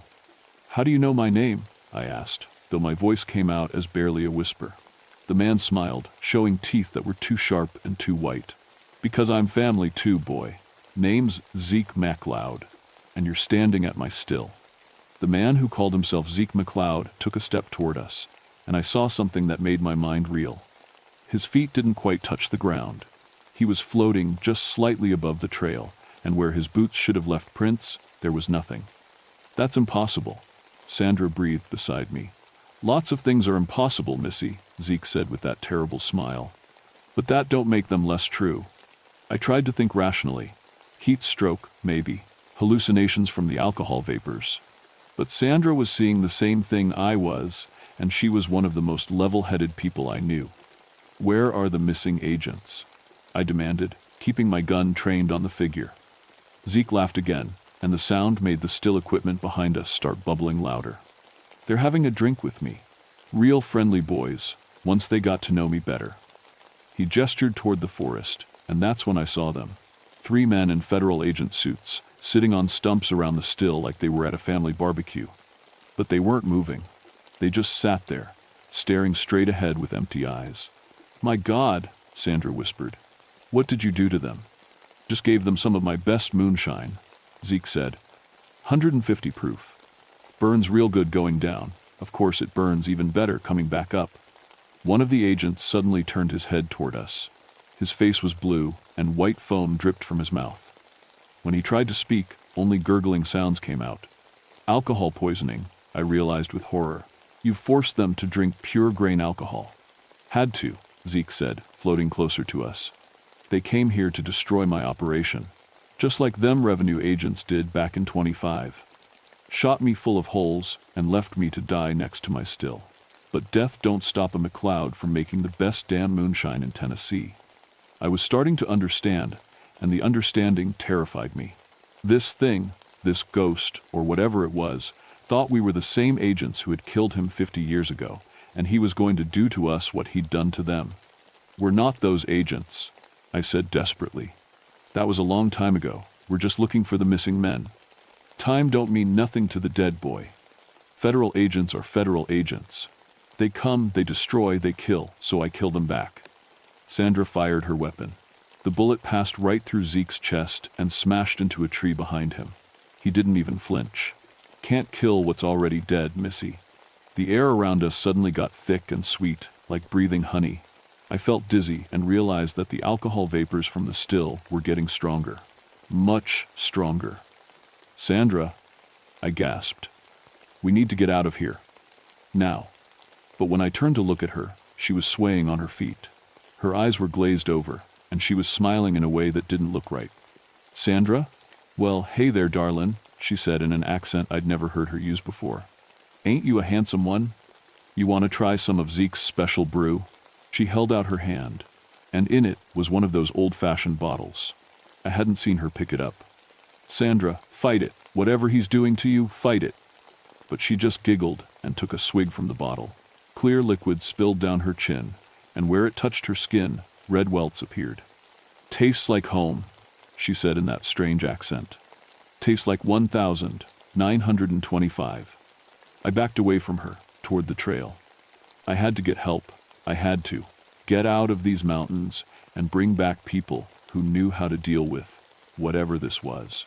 But Zeke was blocking the trail now, and he was holding something in his hands. An old-fashioned revolver, the kind they used in the 1920 "You ain't going nowhere, nephew. Family's gotta stick together. Besides, I got something special planned for you." Behind him, I could hear an engine starting up. But it wasn't the modern sound we'd heard before. This was definitely an old car, the kind that cranked and wheezed. Through the trees, I saw headlights approaching. Old-fashioned round headlights, like the kind on a Model T Ford. "That's my ride," Zeke said proudly. "Still runs good after all these years. Course, it don't run on gasoline anymore, runs on something else entirely." The car pulled into the clearing, and I saw the driver. Another man in 1,920 seconds clothes, but this one had no face. Where his features should have been was just smooth, pale skin. "Meet my partner, Junior," Zeke said. Lost his face to a shotgun blast in 27. Revenue agents didn't much care about collateral damage in those days. The faceless man turned toward me, and somehow I knew he was smiling. "We got room for one more in the family business," Zeke continued. "But first, you gotta prove you're loyal. You gotta drink with us." He held out a bottle filled with clear liquid that seemed to glow with its own light. "This here's my special recipe. 100% pure grain alcohol, aged in a coffin for 50 years. It'll either make you one of us, or it'll kill you dead. Either way, you'll be staying here permanent." I looked at Sandra, who was now sitting with the other poisoned agents, all of them swaying and mumbling in voices that weren't their own. I looked at the faceless driver, whose empty head was turned toward me expectantly. And I looked at Zeke McLeod, my own family member, dead for 50 years but still making moonshine. I had to make a bold choice: drink the poison and die, or find another way out of this nightmare. "Why me?" I asked, stalling for time, while my mind raced for a solution. "There have been other federal agents in these mountains over the years. Why am I special?" Zeke's black eyes gleamed with something that might have been pride. "Because you're blood, boy, McLeod blood. When they shot me down in 1925, I swore an oath that the family name would never die in these mountains. Every McLeod that came after me would carry on the tradition, one way or another." He floated closer, and I could smell death on him, not just the smell of a corpse, but something deeper. The smell of earth and copper, and 50 years of rage. "Your great-granddaddy was my brother," he continued. "He left these mountains after I died, too scared to stay. But the family's come home now. You're going to take over the operation." "I don't know anything about making moonshine," I protested. "You'll learn. Junior here will teach you. Won't you, Junior?" The faceless man nodded, and when he opened his mouth to speak, black liquid poured out instead of words. That's when I remembered something my Cherokee grandmother had told me when I was a boy. She'd said that spirits of the dead could only truly harm you if you accepted something from them willingly. A gift, a drink, a promise. But they could be appeased if you showed them proper respect. "Uncle Zeke," I said, using the family title deliberately, "I want to honor your memory, but I need to understand what really happened in 1925. His expression changed slightly, becoming less threatening and more sad. "You want to know how your family died?" "Yes, sir. I want to know the truth." Zeke lowered his gun and seemed to deflate slightly. When he spoke again, his voice was quieter, more human. "I wasn't just making moonshine for money, boy. I was making medicine. These mountain families, they couldn't afford real doctors. My corn liquor was all they had for pain, for infections, for everything that ailed them. I was helping people."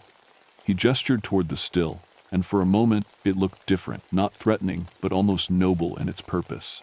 But them, federal agents, they didn't care about that. They came in shooting, didn't even give me a chance to surrender. Shot me down like a mad dog, and left me bleeding into my own mash. "I'm sorry," I said, and I meant it. That was wrong.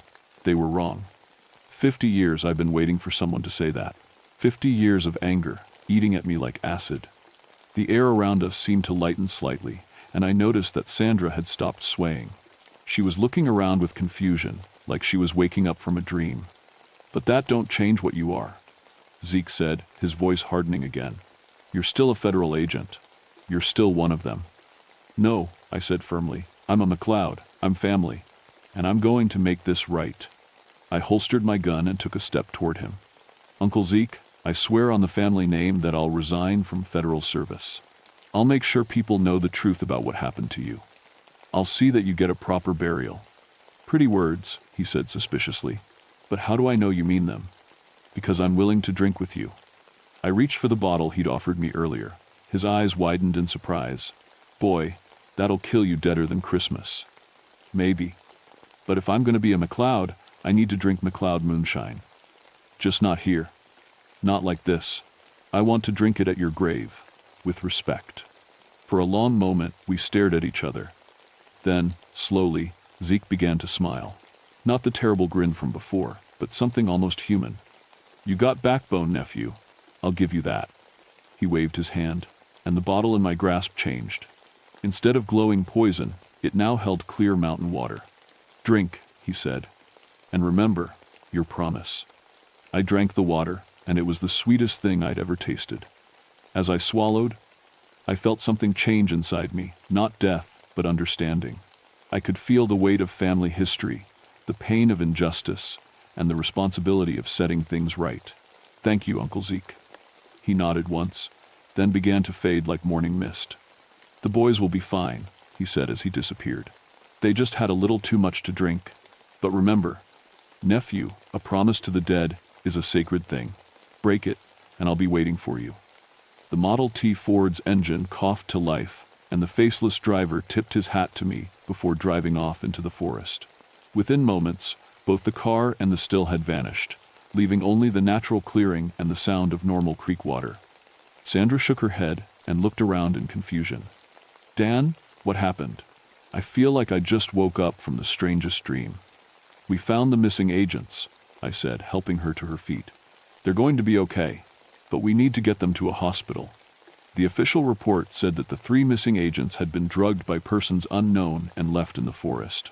They recovered fully, though none of them could remember exactly what had happened. They all resigned from federal service within 6 months. Sandra put in her transfer request a week after the incident. She said she wanted to work somewhere with better cell phone coverage. As for me, I kept my promise to Uncle Zeke. I resigned from the Park Service and took a job as a historical interpreter for the Cherokee National Forest. I spent months researching what really happened in 1925, and I found the truth in old newspaper files and federal records. Ezekiel McLeod had been a respected member of his community, known for helping sick children and injured workers with his homemade medicines. When federal agents raided his operation, local witnesses said he tried to surrender peacefully. But the agents were nervous, trigger-happy, and they shot him down without cause. The official report claimed he'd been armed and resisting arrest, but the witnesses told a different story. I made sure that story got told. I wrote articles for historical journals, gave presentations to local schools, and worked with the Cherokee Nation to put up a memorial marker near Crying Creek. The marker reads, "In memory of Ezekiel McLeod, 1890 to 1925. Mountain healer and victim of injustice. May he finally rest in peace."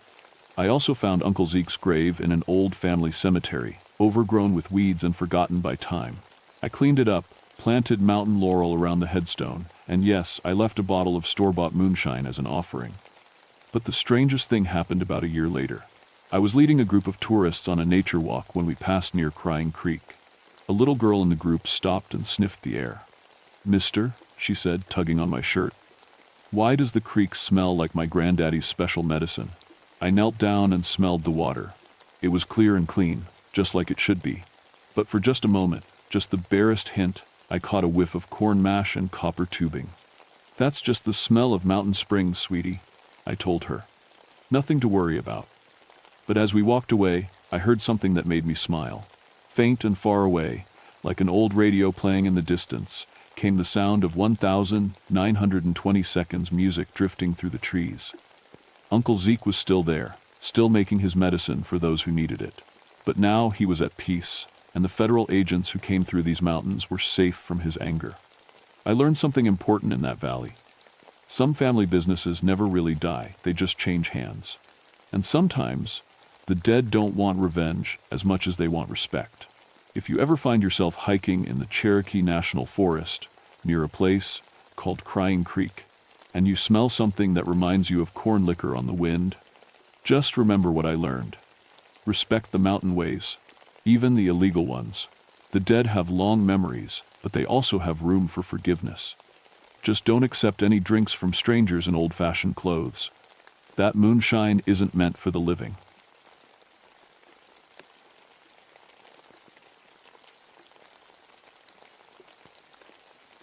My name is Margaret O'Brien, and I've been a park ranger in the Nantahala National Forest for 12 years. Before that, I worked as an emergency room nurse in Boston for 8 years. I've seen people die. I've held their hands as they took their last breath. I've told families their loved ones weren't coming home. Death doesn't scare me anymore, or at least, it didn't until March of 1981. I moved to North Carolina to get away from the old country stories my grandmother used to tell. Stories about banshees and death omens. Foolish superstitions, I called them. My Cherokee friends here have their own spirit stories, but I respected those more than my grandmother's tales. Maybe because they felt connected to this land in a way my Irish folklore never did.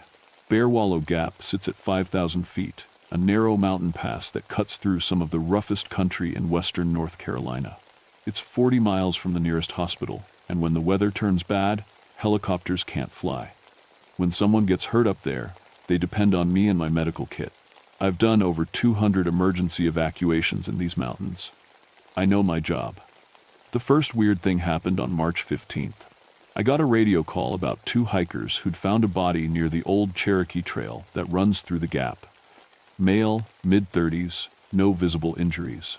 The hikers were shaken up pretty bad. He looked terrified. One of them told me when I reached the scene, like he'd seen something awful before he died. I examined the body. No trauma, no signs of a struggle. His face was frozen in an expression of pure terror, mouth open like he'd been screaming. Temperature was dropping fast, so I figured hypothermia. People do strange things when their body temperature falls. They panic, make bad decisions, freeze to death. But the hikers kept talking about something else. We heard crying before we found him, the woman said. Like a woman crying, but louder. It echoed through the whole valley. Probably whined through the rocks, I told them. Sound carries funny up here. I called for a body recovery team and filled out my report. Natural causes, likely hypothermia. Case closed. 3 days later, it happened again. This time it was a solo backpacker, found by a day hiking group. Same thing, no injuries, face twisted in terror, body temperature normal when they found him, but dropping fast by the time I got there. And again, the hikers reported hearing a woman crying before they discovered the body. It was the saddest sound I ever heard, one of them said, like someone had lost everything in the world. I started to feel uneasy. 2 unexplained deaths in the same area within 3 days wasn't normal. I requested extra patrols and began carrying additional medical equipment. Maybe there was something in the water, or some kind of gas leak from underground. I'd seen carbon monoxide poisoning before it could cause confusion and death without obvious symptoms. But deep down, something felt wrong about this place. The animals were acting strange. Squirrels and birds would suddenly go quiet when I walked the trail. My radio crackled with static more than usual. The temperature would drop 20 degrees in minutes, then warm back up just as fast. And sometimes, when the wind was still, I could swear I heard something that sounded like distant crying. On March 22nd, everything changed. I was working with Dr. Patricia Swanson, a wilderness medicine specialist who'd come up from Asheville to help investigate the deaths. We'd spent the morning taking air and water samples, looking for any environmental cause. Patricia was smart, logical, and didn't believe in anything she couldn't measure with instruments. We were heading back to the ranger station when my radio squawked. "Margaret, we've got another one," came the voice of Jim Rodriguez, one of my fellow rangers. Same area, same circumstances, but this time, his voice trailed off. "What is it, Jim?" This time we heard it too, the crying. "And Margaret, it's getting louder." Patricia and I looked at each other. She grabbed her medical kit and we headed up the trail at a fast jog. The temperature started dropping as soon as we entered the gap. By the time we reached the scene, our breath was making clouds in the air. The victim was a young woman, maybe 25, wearing proper hiking gear. She was lying on her back with her arms spread wide, like she'd been trying to defend herself from something coming from above. Her eyes were wide open, staring at the sky in absolute terror. "No pulse," Patricia said after checking her vitals. "Body's still warm, she hasn't been dead long." That's when we heard it. It started low, like wind through pine trees. Then it grew louder, clearer. It was definitely a woman's voice, crying in a way that made my chest hurt, not just sad, heartbroken. Devastated. Like the sound of a mother who'd lost her child. "What the hell is that?" Patricia whispered. The crying was coming from further up the trail, deeper into the gap. It echoed off the rock walls, making it impossible to tell exactly where it was coming from. But it was getting closer. "We need to get out of here," I said. "Now." Patricia started to argue. But then the temperature dropped another 10 degrees in seconds. Frost began forming on the pine needles around us. In March, in North Carolina, we grabbed our gear and started back down the trail, but the crying followed us. It stayed just behind us, like someone walking in our footsteps. Every time I looked back, there was nothing there. But the sound never stopped. Halfway down the mountain, Patricia stumbled and fell. When I helped her up, her face was white as snow. "Margaret," she said, her voice shaking. "I saw something, a woman in gray walking behind us. She had long silver hair and—" Patricia swallowed hard. She was crying. Tears of blood. I looked back up the trail. Nothing. Just trees and shadows and the sound of that awful crying getting fainter as we put distance between us and the gap. We made it back to the station, but Patricia left that same afternoon. She never filed an official report about what she saw. 3 days later, I got a letter from her saying she'd taken a job in Florida and wouldn't be coming back to North Carolina. I was on my own. That night, I called my grandmother in Boston. She was 87 and still sharp as a tack. "Grandmother, tell me about banshees again. The real stories, not the fairy tale versions." There was a long pause on the other end of the line. "Margaret Rose O'Brien," she said finally, using my full name like she did when I was in trouble. "What have you encountered?" I told her everything. The deaths, the crying, the woman Patricia saw. "Ah, child," she said, and I could hear the sadness in her voice. "The Keening woman has found you. She follows the bloodline, you see. She always finds us in the end." "What bloodline? What are you talking about?" "The O'Brien line carries the site, Margaret. We're bound to her, and she to us. She doesn't bring death, she warns of it. But sometimes, when the death is meant for family—" The line went quiet. "Grandmother? Sometimes she tries to take us instead." After my grandmother's words, I couldn't stop thinking about death. Not just the 3 bodies I'd found, but every death I'd ever witnessed. In the ER, in the mountains, anywhere. Had there been signs I'd missed? Sounds I'd ignored? I started researching the history of Bear Wallow Gap. What I found made my blood run cold. The area had seen dozens of unexplained deaths over the past century. All of them people with Irish or Scottish last names. All of them found with no injuries but expressions of absolute terror. And going back to the 1800s, witnesses reported hearing a woman crying before each body was discovered. I also learned that Bear Wallow Gap was part of the old Cherokee Trail of Tears route. Thousands had died walking through these mountains in 1838, forced from their homes by the government. Many of the Irish settlers who moved in afterward died 2 harsh winters, accidents, disease. The gap was soaked in death and sorrow. Mary Stonecrow, an elderly Cherokee woman who lived near the forest, agreed to meet with me. She'd heard about the recent deaths and wasn't surprised when I told her what I'd experienced. "Cherokee spirits and Irish spirits," she said, shaking her head. "They don't usually mix, but pain calls to pain. The crying woman has been walking these mountains for a long time. My grandmother saw her during the removal. She cried for our people then too. How do I stop her?" Mary looked at me with eyes that had seen too much.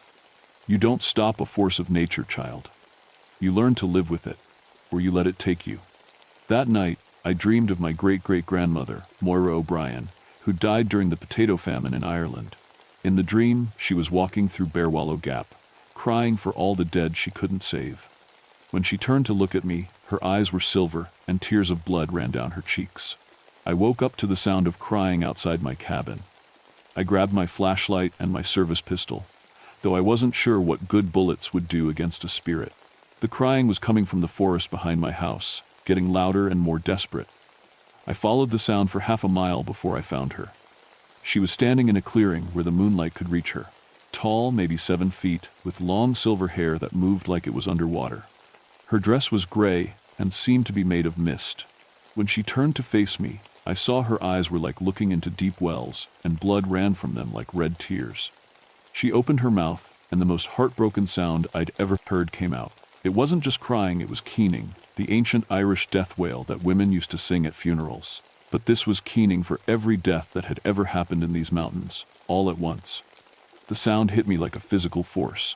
I fell to my knees, and suddenly I could see them all, the dead. Cherokee families dying on the trail, Irish settlers freezing in their cabins, hikers falling from cliffs, hunters lost in blizzards. Every person who'd ever died in these mountains was standing around me in the clearing, and the banshee was crying for all of them. But she was looking directly at me. "No," I whispered. "I'm not ready." She stepped closer, and I felt the cold start to seep into my bones.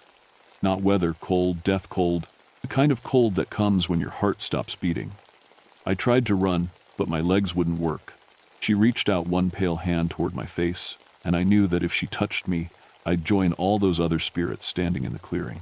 That's when I remembered my grandmother's words. "She doesn't bring death, she warns of it." "Who?" I managed to say through chattering teeth. "Who's going to die?" The banshee stopped reaching for me. She turned and pointed deeper into the forest, toward Bear Wallow Gap. Then she opened her mouth and screamed, not crying now, but a sound like wind through a graveyard, like the last breath leaving someone's lungs. And then she was gone. I ran back to my cabin and radioed for backup. 3 hours later, we found another body in the gap. This time, it was Tom Wilson, a local man who'd gone up to check on his hunting cabin. But here's the thing, we found him before he was completely dead. He was in hypothermic shock, barely breathing, but alive. We got him to the hospital in time. He survived. But when he woke up 3 days later, the first thing he said was, "Did you hear her crying? She was trying to warn me about the rock slide." For 2 weeks, after that night in the clearing, I didn't see the banshee. But I felt her. She was watching, waiting. The temperature drops continued, and several hikers reported hearing distant crying, but no one else died. I started to think, maybe I'd figured it out. Maybe she really was trying to warn people, not kill them. Maybe if I listened for her cries, I could save lives instead of just finding bodies. I was wrong. On April 8th, she came for me. I was doing a routine patrol of the gap when the crying started. But this time it was different. Louder, more urgent, and it was coming from all around me, like the banshee was circling. The temperature dropped so fast that ice began forming on my jacket. My radio died. My compass started spinning. Even my watch stopped working. Then I saw her, standing right in the middle of the trail ahead of me. She looked the same as before, tall, gray, beautiful, in a terrible way. But now her silver hair was whipping around her like she was in a windstorm, and when she opened her mouth, the keening that came out was so loud it made my ears bleed. She was keening for me. "Margaret Rose O'Brien," she said, and her voice sounded like wind through broken glass. "You carry the sight. You carry the burden. Come with me." She started walking toward me, and with each step, I felt my life force being pulled out of my body. My vision started to gray around the edges. My heart slowed down. The cold wasn't just around me anymore, it was inside me, freezing my blood in my veins. "Your family has served me for centuries," she continued. "Your grandmother saw me, her grandmother before her. Now it's your turn to join the keening, to warn the living of what comes for them."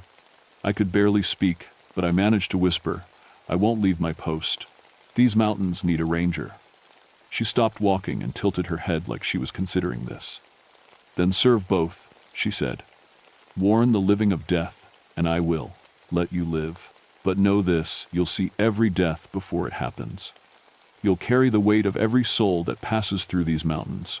And when your time comes, you'll join me in the keening." The cold receded slightly. I could breathe again. "Do you accept?" I thought about all the people I could save, all the families who wouldn't have to lose someone if I could warn them in time. The banshee wasn't evil, she was just doing her job, same as me, protecting people in the only way she knew how. I accept. She nodded once, and then she was gone. But something had changed inside me. I could feel it, a new sense, like gaining a sixth finger or growing a third eye. I could feel death moving through the mountains like weather patterns, and I knew when and where it would strike. I also knew I wasn't entirely human anymore. That was 44 years ago. I'm 79 now, and I still patrol these mountains. Officially, I retired from the Forest Service in 2001, but unofficially, I never stopped working. The death sense the banshee gave me has saved hundreds of lives. I know when a hiker is going to fall before they slip. I know when a storm is going to turn deadly before the Weather Service does. I know when someone's body is going to give out on the trail before they feel the first chest pain. I can't save everyone. Death comes when it comes, but I can warn people, give them a chance to make different choices. The banshee still walks these mountains. Sometimes I see her on foggy nights, keeping her own patrol. We don't speak anymore, but we understand each other. We're both guardians in our own way. Other rangers have started seeing her too, the ones with Celtic blood. She's building a network, preparing for something. I don't know what yet, but I can feel it coming like a storm on the horizon. If you ever find yourself hiking in the Appalachian Mountains and you hear a woman crying in the distance, don't ignore it. Listen. She's trying to tell you something important. The banshee doesn't come to frighten you. She comes to save you. But only if you're smart enough to listen.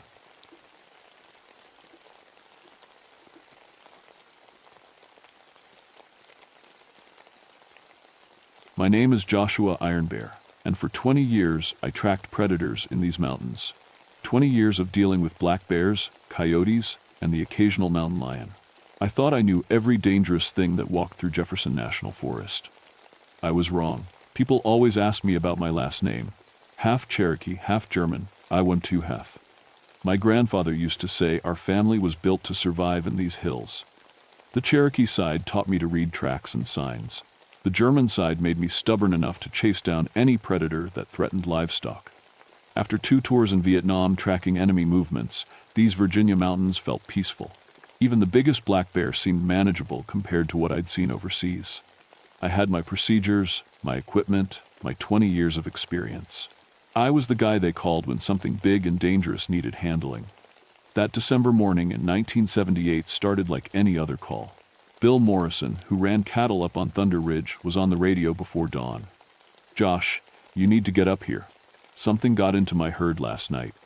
I loaded my truck with the usual gear, tranquilizer gun, tracking equipment, camera for documenting damage. The weather report called for snow, but nothing too serious. Just another day dealing with a hungry bear that wandered too close to easy meat. The drive up Thunder Ridge took me through country I knew like my own backyard. Dense spruce forests, rocky outcrops, peaks that touched the clouds. This was Cherokee land once, and you could still feel the old stories in the wind. My grandmother used to tell tales about creatures that protected these mountains. Shapeshifters, guardians, things that punished those who took too much from the land. Just stories, I always figured. The kind of tales old people tell to keep children from wandering too far into the woods. When I reached Bill's ranch, the silence hit me first. No birds singing, no squirrels chattering in the trees. Even the wind seemed to be holding its breath. In 20 years of tracking, I'd learned to trust these small signs. When nature goes quiet, something's wrong. Bill met me at his truck, and I could see the fear in his eyes. This was a man who'd faced down charging bulls without flinching, but his hands were shaking as he lit his cigarette. "It's not like anything I've seen, Josh. 30 head of cattle, all dead. All in one night." We walked toward the pasture, and the smell hit me, that heavy, sweet stench of death. But underneath it was something else. Something wild and musky, like a bear, but stronger. Much stronger. The cattle were scattered across the field like toys thrown by an angry child. But these weren't random kills. Each animal had been taken down with precision. Massive claw marks across their throats, clean breaks to their necks. Whatever did this knew exactly how to kill quickly and efficiently. "Bear?" Bill asked, though his voice said he already knew better. I knelt next to the nearest carcass and studied the wounds. The claw marks were deeper than any bear I'd seen. Wider, too. I pulled out my measuring tape and felt my stomach drop. 4 parallel grooves, each one 6 inches long and 2 inches deep. No black bear in Virginia had claws that size. That's when I saw the first track. Pressed deep into the muddy ground next to the dead cow was a footprint unlike anything in my field guides. 18 inches long, with 5 distinct toes ending in massive claws. But the shape was wrong, too narrow for a bear. The heel print looked almost human. I set up my camera and started documenting everything, following the tracks as they led away from the pasture. They headed straight up the mountain, toward the old-growth forest, where few people ever went. Each print was perfectly preserved in the soft earth, showing details that made my skin crawl. Whatever made these tracks walked on 2 legs.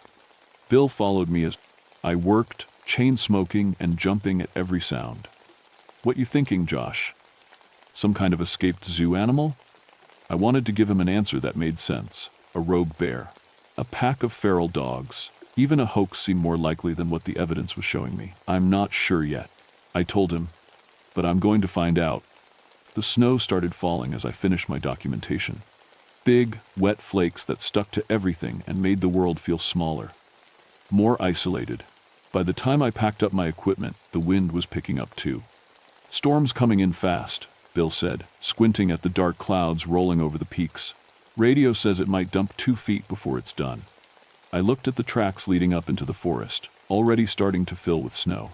Whatever made them was up there somewhere, and soon the weather would wash away any chance of following the trail. I'm going to take a quick look before this gets worse, I said. Bill grabbed my arm. Josh, don't. Not alone, not with that thing up there. But I'd spent 20 years tracking dangerous animals, and I'd never backed down from a challenge. How dangerous could one confused creature be? As I walked toward the tree line, following those impossible tracks, I felt something I hadn't experienced since Vietnam. The feeling of being watched, hunted. I stopped and looked back at Bill, standing small and frightened next to his truck. The snow was falling harder now, and the world was disappearing into white silence. That's when I heard it for the first time. A sound that started as a low growl but ended almost like a chuckle, like something big and intelligent was laughing at the joke I didn't understand yet. The joke was on me. I thought I was the hunter. The tracks led me deep into old-growth forest, where the spruce trees grew so thick they blocked out most of the sky. Snow fell in fat, silent flakes, and my breath came out in white puffs. I'd been following the trail for an hour, and the prints were getting clearer, not fainter. Whatever made them was heavy, really heavy. Each track pressed deep into the forest floor, and I could see where massive claws had gouged bark from trees 8 feet off the ground. No bear could reach that high standing on 2 legs. My radio crackled with static. I tried calling back to headquarters, but the storm was interfering with transmission. Just broken voices and electronic noise. I was on my own up here, following something that shouldn't exist. The trees started thinning out as I climbed higher, and that's when I found the second kill site. A deer hung from a low branch, gutted and arranged in a way that made my blood run cold. The animal had been cleaned with surgical precision, its organs removed and placed in a perfect circle around the base of the tree. This wasn't feeding behavior. This was ritual. I took pictures with shaking hands. In all my years tracking predators, I'd never seen anything like this. Bears didn't perform ceremonies with their kills. Bears didn't think symbolically, but something did. The wind picked up, carrying that musky scent again, and I heard something moving in the trees ahead. Heavy footsteps crunching through snow. Deliberate, measured, like something was walking upright on 2 legs. I pulled out my tranquilizer gun and checked the load. 1 dart filled with enough sedative to drop a 400-pound black bear. It would have to be enough. The footsteps stopped. The forest went completely silent. No wind, no snow falling from branches. Even my own breathing seemed too loud. I stood perfectly still, listening, waiting. That's when I saw it. Just a glimpse through the trees, something massive and dark moving between the trunks. Too tall to be a bear. Too broad to be human. For just a second, I caught sight of a silhouette that looked like a nightmare hybrid of both. Then it was gone.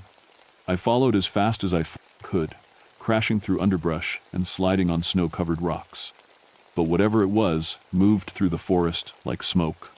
No sound, no broken branches, just those deep tracks in the snow leading higher up the mountain. My radio squawked again, and this time I caught a few clear words. Severe weather warning. Roads closed. Emergency shelter. The storm was getting worse. I needed to head back before I got trapped up here. But those tracks were calling to me, leading me deeper into country where few people ever went. Country where old Cherokee stories said things lived that weren't quite animal and weren't quite human. I was about to turn back when I heard the screaming. Human screaming, coming from somewhere ahead, high-pitched and terrified, cutting through the wind like a knife. Someone was in trouble up there. I ran toward the sound, fighting through snow that was getting deeper with every step. The screaming stopped abruptly, leaving only the howl of wind through trees. I found them in a small clearing near the ridgetop. 3 members of a state wildlife survey team sent up to investigate reports of unusual predator activity. I recognized Dr. Robert Crane, a biologist I'd worked with before. He was lying twisted against a fallen log, his neck bent at an impossible angle. The other two were arranged in sitting positions against trees, their eyes wide open, staring at something I couldn't see. They'd been dead for hours, but their bodies were still warm. Steam rose from their blood in the cold air. That's when I noticed the tracks around the clearing. Dozens of them, circling the dead men like they'd been stalked, played with, before being killed.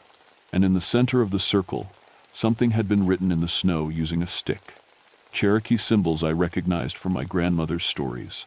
A warning that roughly translated to, "Trespassers will feed the earth."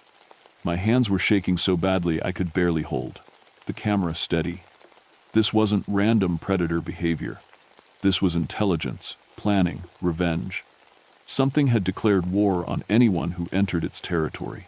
The wind died down for a moment, and in the sudden quiet I heard breathing that wasn't mine. Slow, deep, coming from the trees at the edge of the clearing.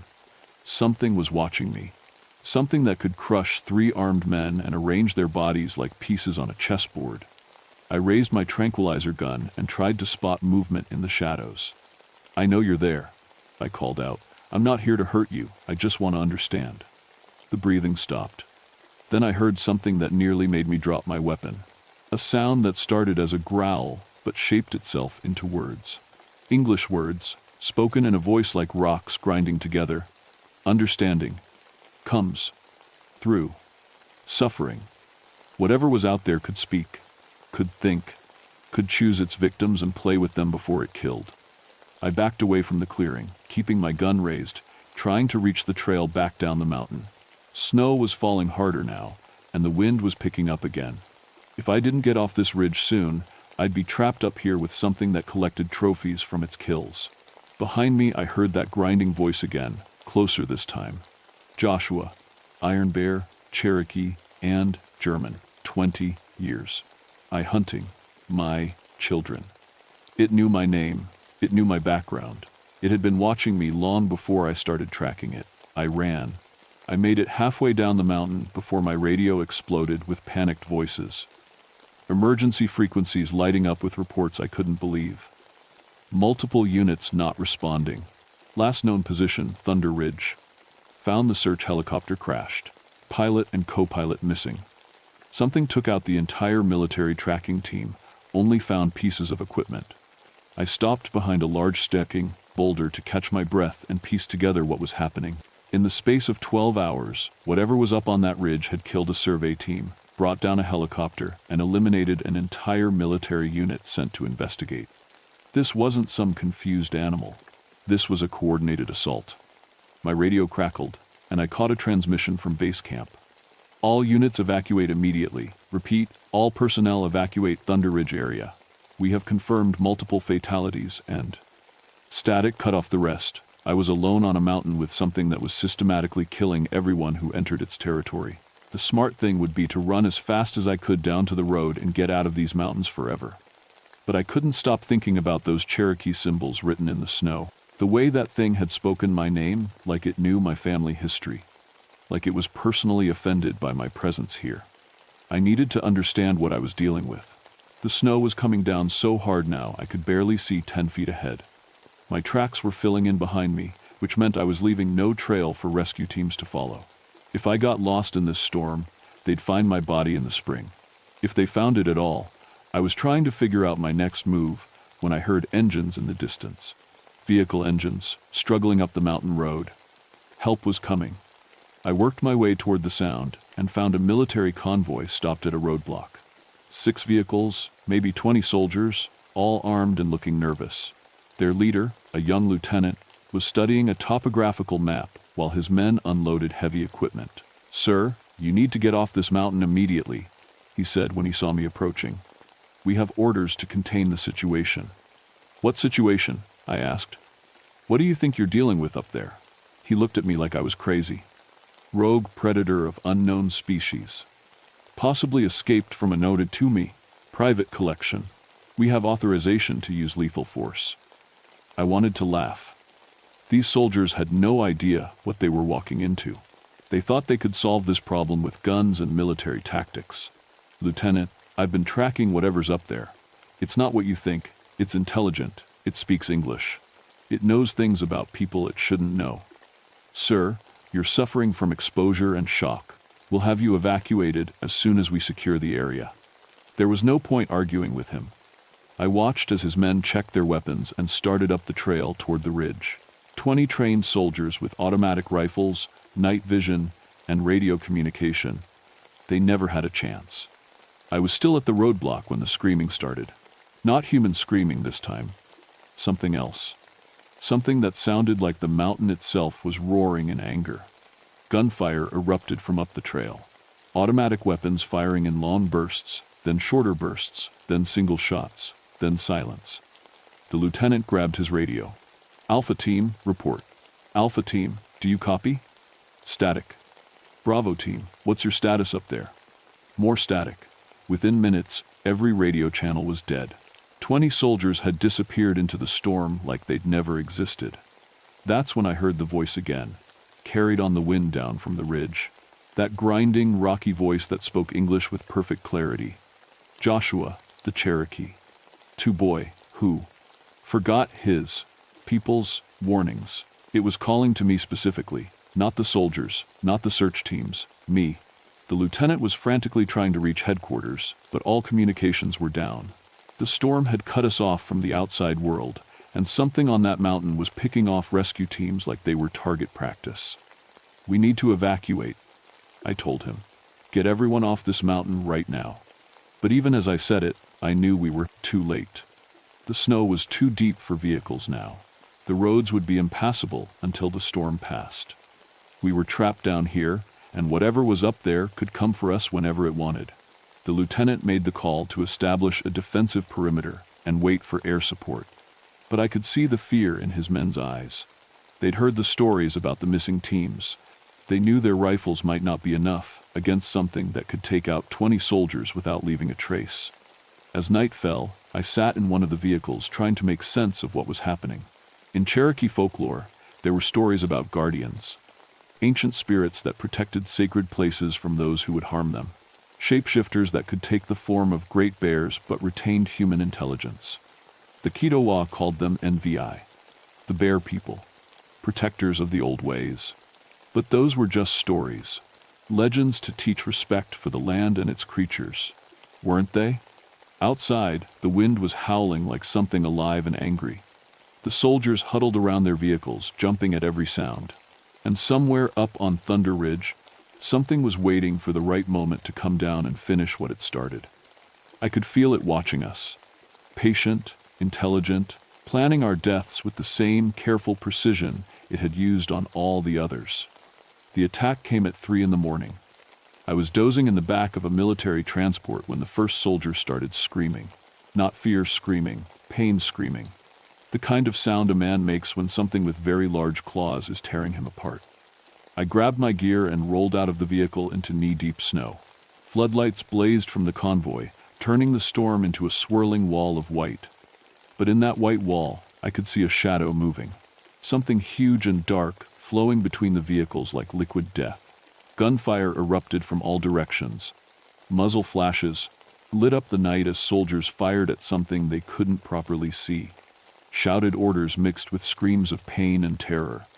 Target at 2 o'clock. I can't see it. Johnson's down. Johnson's down. I pressed myself against a truck tire and tried to track the movement. Whatever was out there was fast, impossibly fast for something its size. It would appear behind one group of soldiers, strike, then vanish before they could return fire. A soldier ran past me, his face white with panic. "It's not human," he screamed. "It's not fucking human."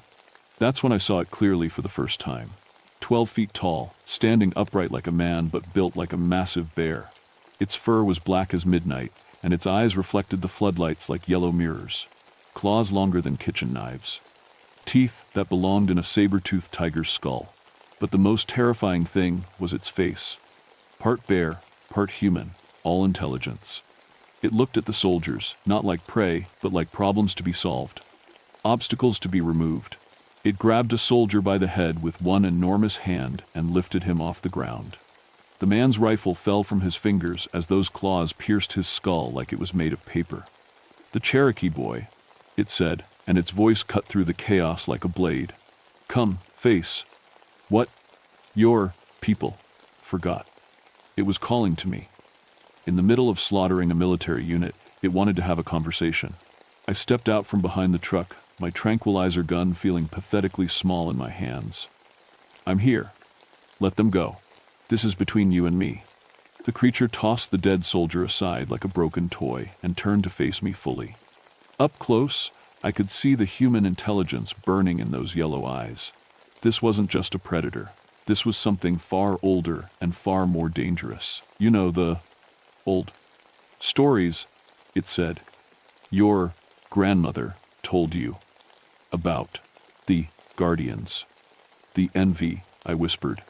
The bear people. I am the last of my kind. The last guardian of these sacred mountains. And you brought destroyers to my home. The surviving soldiers had stopped shooting. They stood frozen in a circle around us, weapons pointed at something they couldn't understand or fight. I didn't know, I said. I was just doing my job, protecting livestock. The creature laughed, and the sound was like boulders falling down a cliff. Protecting the invaders, who poison my streams and cut my forests. You chose their cattle over my children. It started walking toward me, each step crushing snow and leaving prints 3 inches deep. I raised my tranquilizer gun, but we both knew it was useless. For 20 years, you have helped them destroy what took thousands of years to grow. Tonight, you pay the price. That's when I understood.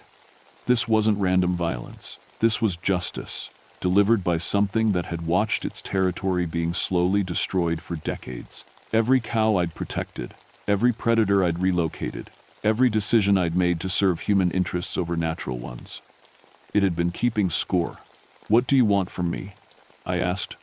I want you to remember what your people knew, that some places are sacred, that some guardians never sleep, that the old contracts must be honored.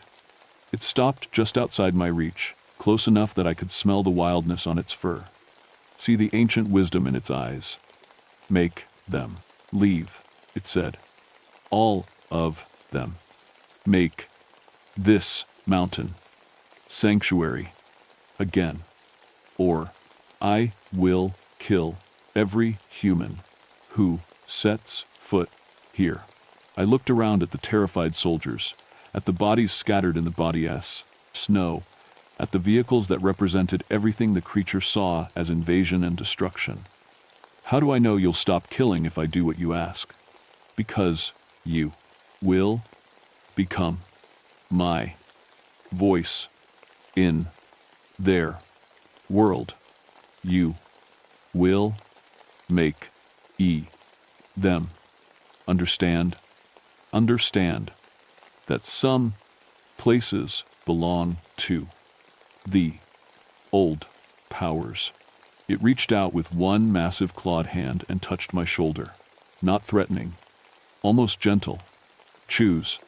Joshua, Iron Bear, serve, Rebe, destroyers, and die with them. Or remember your Cherokee blood and help me save what remains. I thought about my grandmother's stories, about the responsibility that came with knowing the old ways, about 20 years of putting human convenience above natural balance. I lowered my gun. I'll do it, I said. I'll make them understand. The creature nodded once, then looked up at the storm clouds gathering around the peak. Then, you will is live, too. See. To see the morning. But, remember, Cherokee, boy, I will be watching. Always watching. It turned and walked back toward the tree line, melting into the shadows between the spruces. Within seconds, it was gone, leaving only those impossible tracks in the snow. The surviving soldiers stared at me like I'd lost my mind. Maybe I had, but I knew what I had to do. The storm passed by dawn, leaving Thunder Ridge buried under 3 feet of snow. When the rescue helicopters finally arrived, they found 12 dead soldiers, destroyed equipment, and 1 park ranger with a story nobody wanted to believe. The official report called it a predator attack by an unknown large carnivore, possibly a hybrid bear species. The military classified most of the details and quietly established Thunder Ridge as a protected ecological research zone, which meant no hunting, no logging, no development, and very limited human access. I didn't fight their version of events. I just made sure the protection orders were real and permanent. That was 43 years ago. I'm 91 now, and I've spent every day since that night making sure the mountain stays protected. I became an environmental activist, a lobbyist for wilderness preservation, a voice for the voiceless. People think I'm just an old ranger who found religion late in life. They don't know about the real reason Thunder Ridge remains untouched. But I know. And more importantly, it knows. I still go up there sometimes, when my old bones can handle the climb. Not to the ridgetop, I'm not welcome there, but to the lower slopes, where I can leave offerings of tobacco and sage, where I can show proper respect to the guardian that spared my life. Sometimes, when the wind is right, I catch a whiff of that wild, musky scent. Sometimes I find tracks in the mud that are too big and too human-shaped to belong to any bear in the books. Then Vi is still up there, still watching, still protecting. And I'm not the only one who knows about guardians anymore. Over the past decade, I've gotten calls from rangers and biologists all over Appalachia. Stories that sound too familiar, cattle killings that show impossible precision, tracks that don't match any known species, ancient burial sites where the trees have started growing in perfect circles. The old powers are waking up. After centuries of sleep, the guardians are responding to what we've done to their sacred places.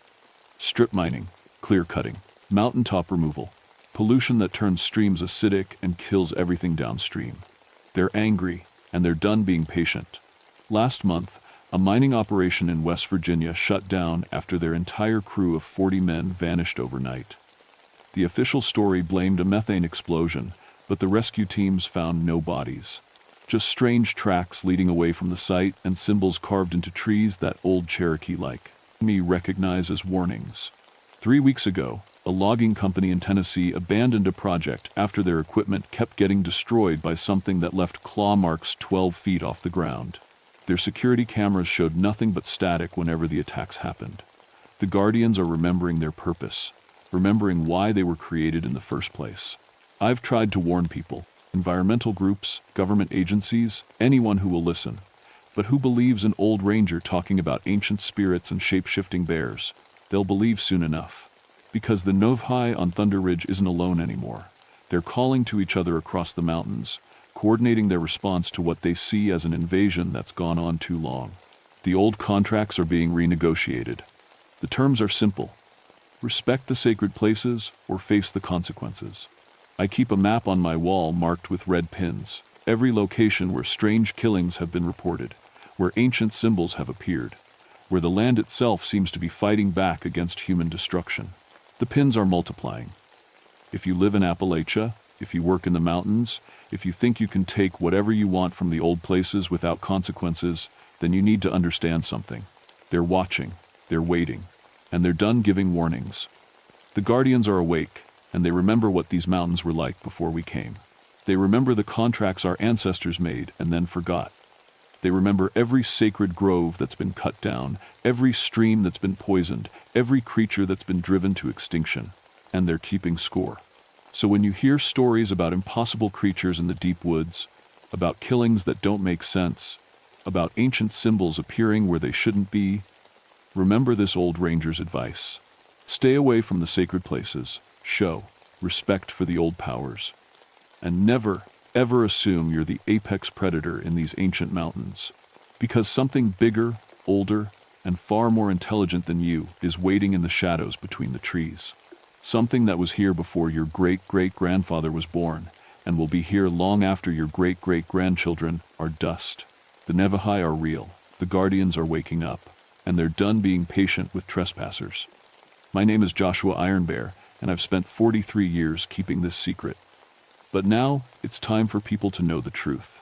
The old powers never left, they were just sleeping, and we finally made enough noise to wake them up.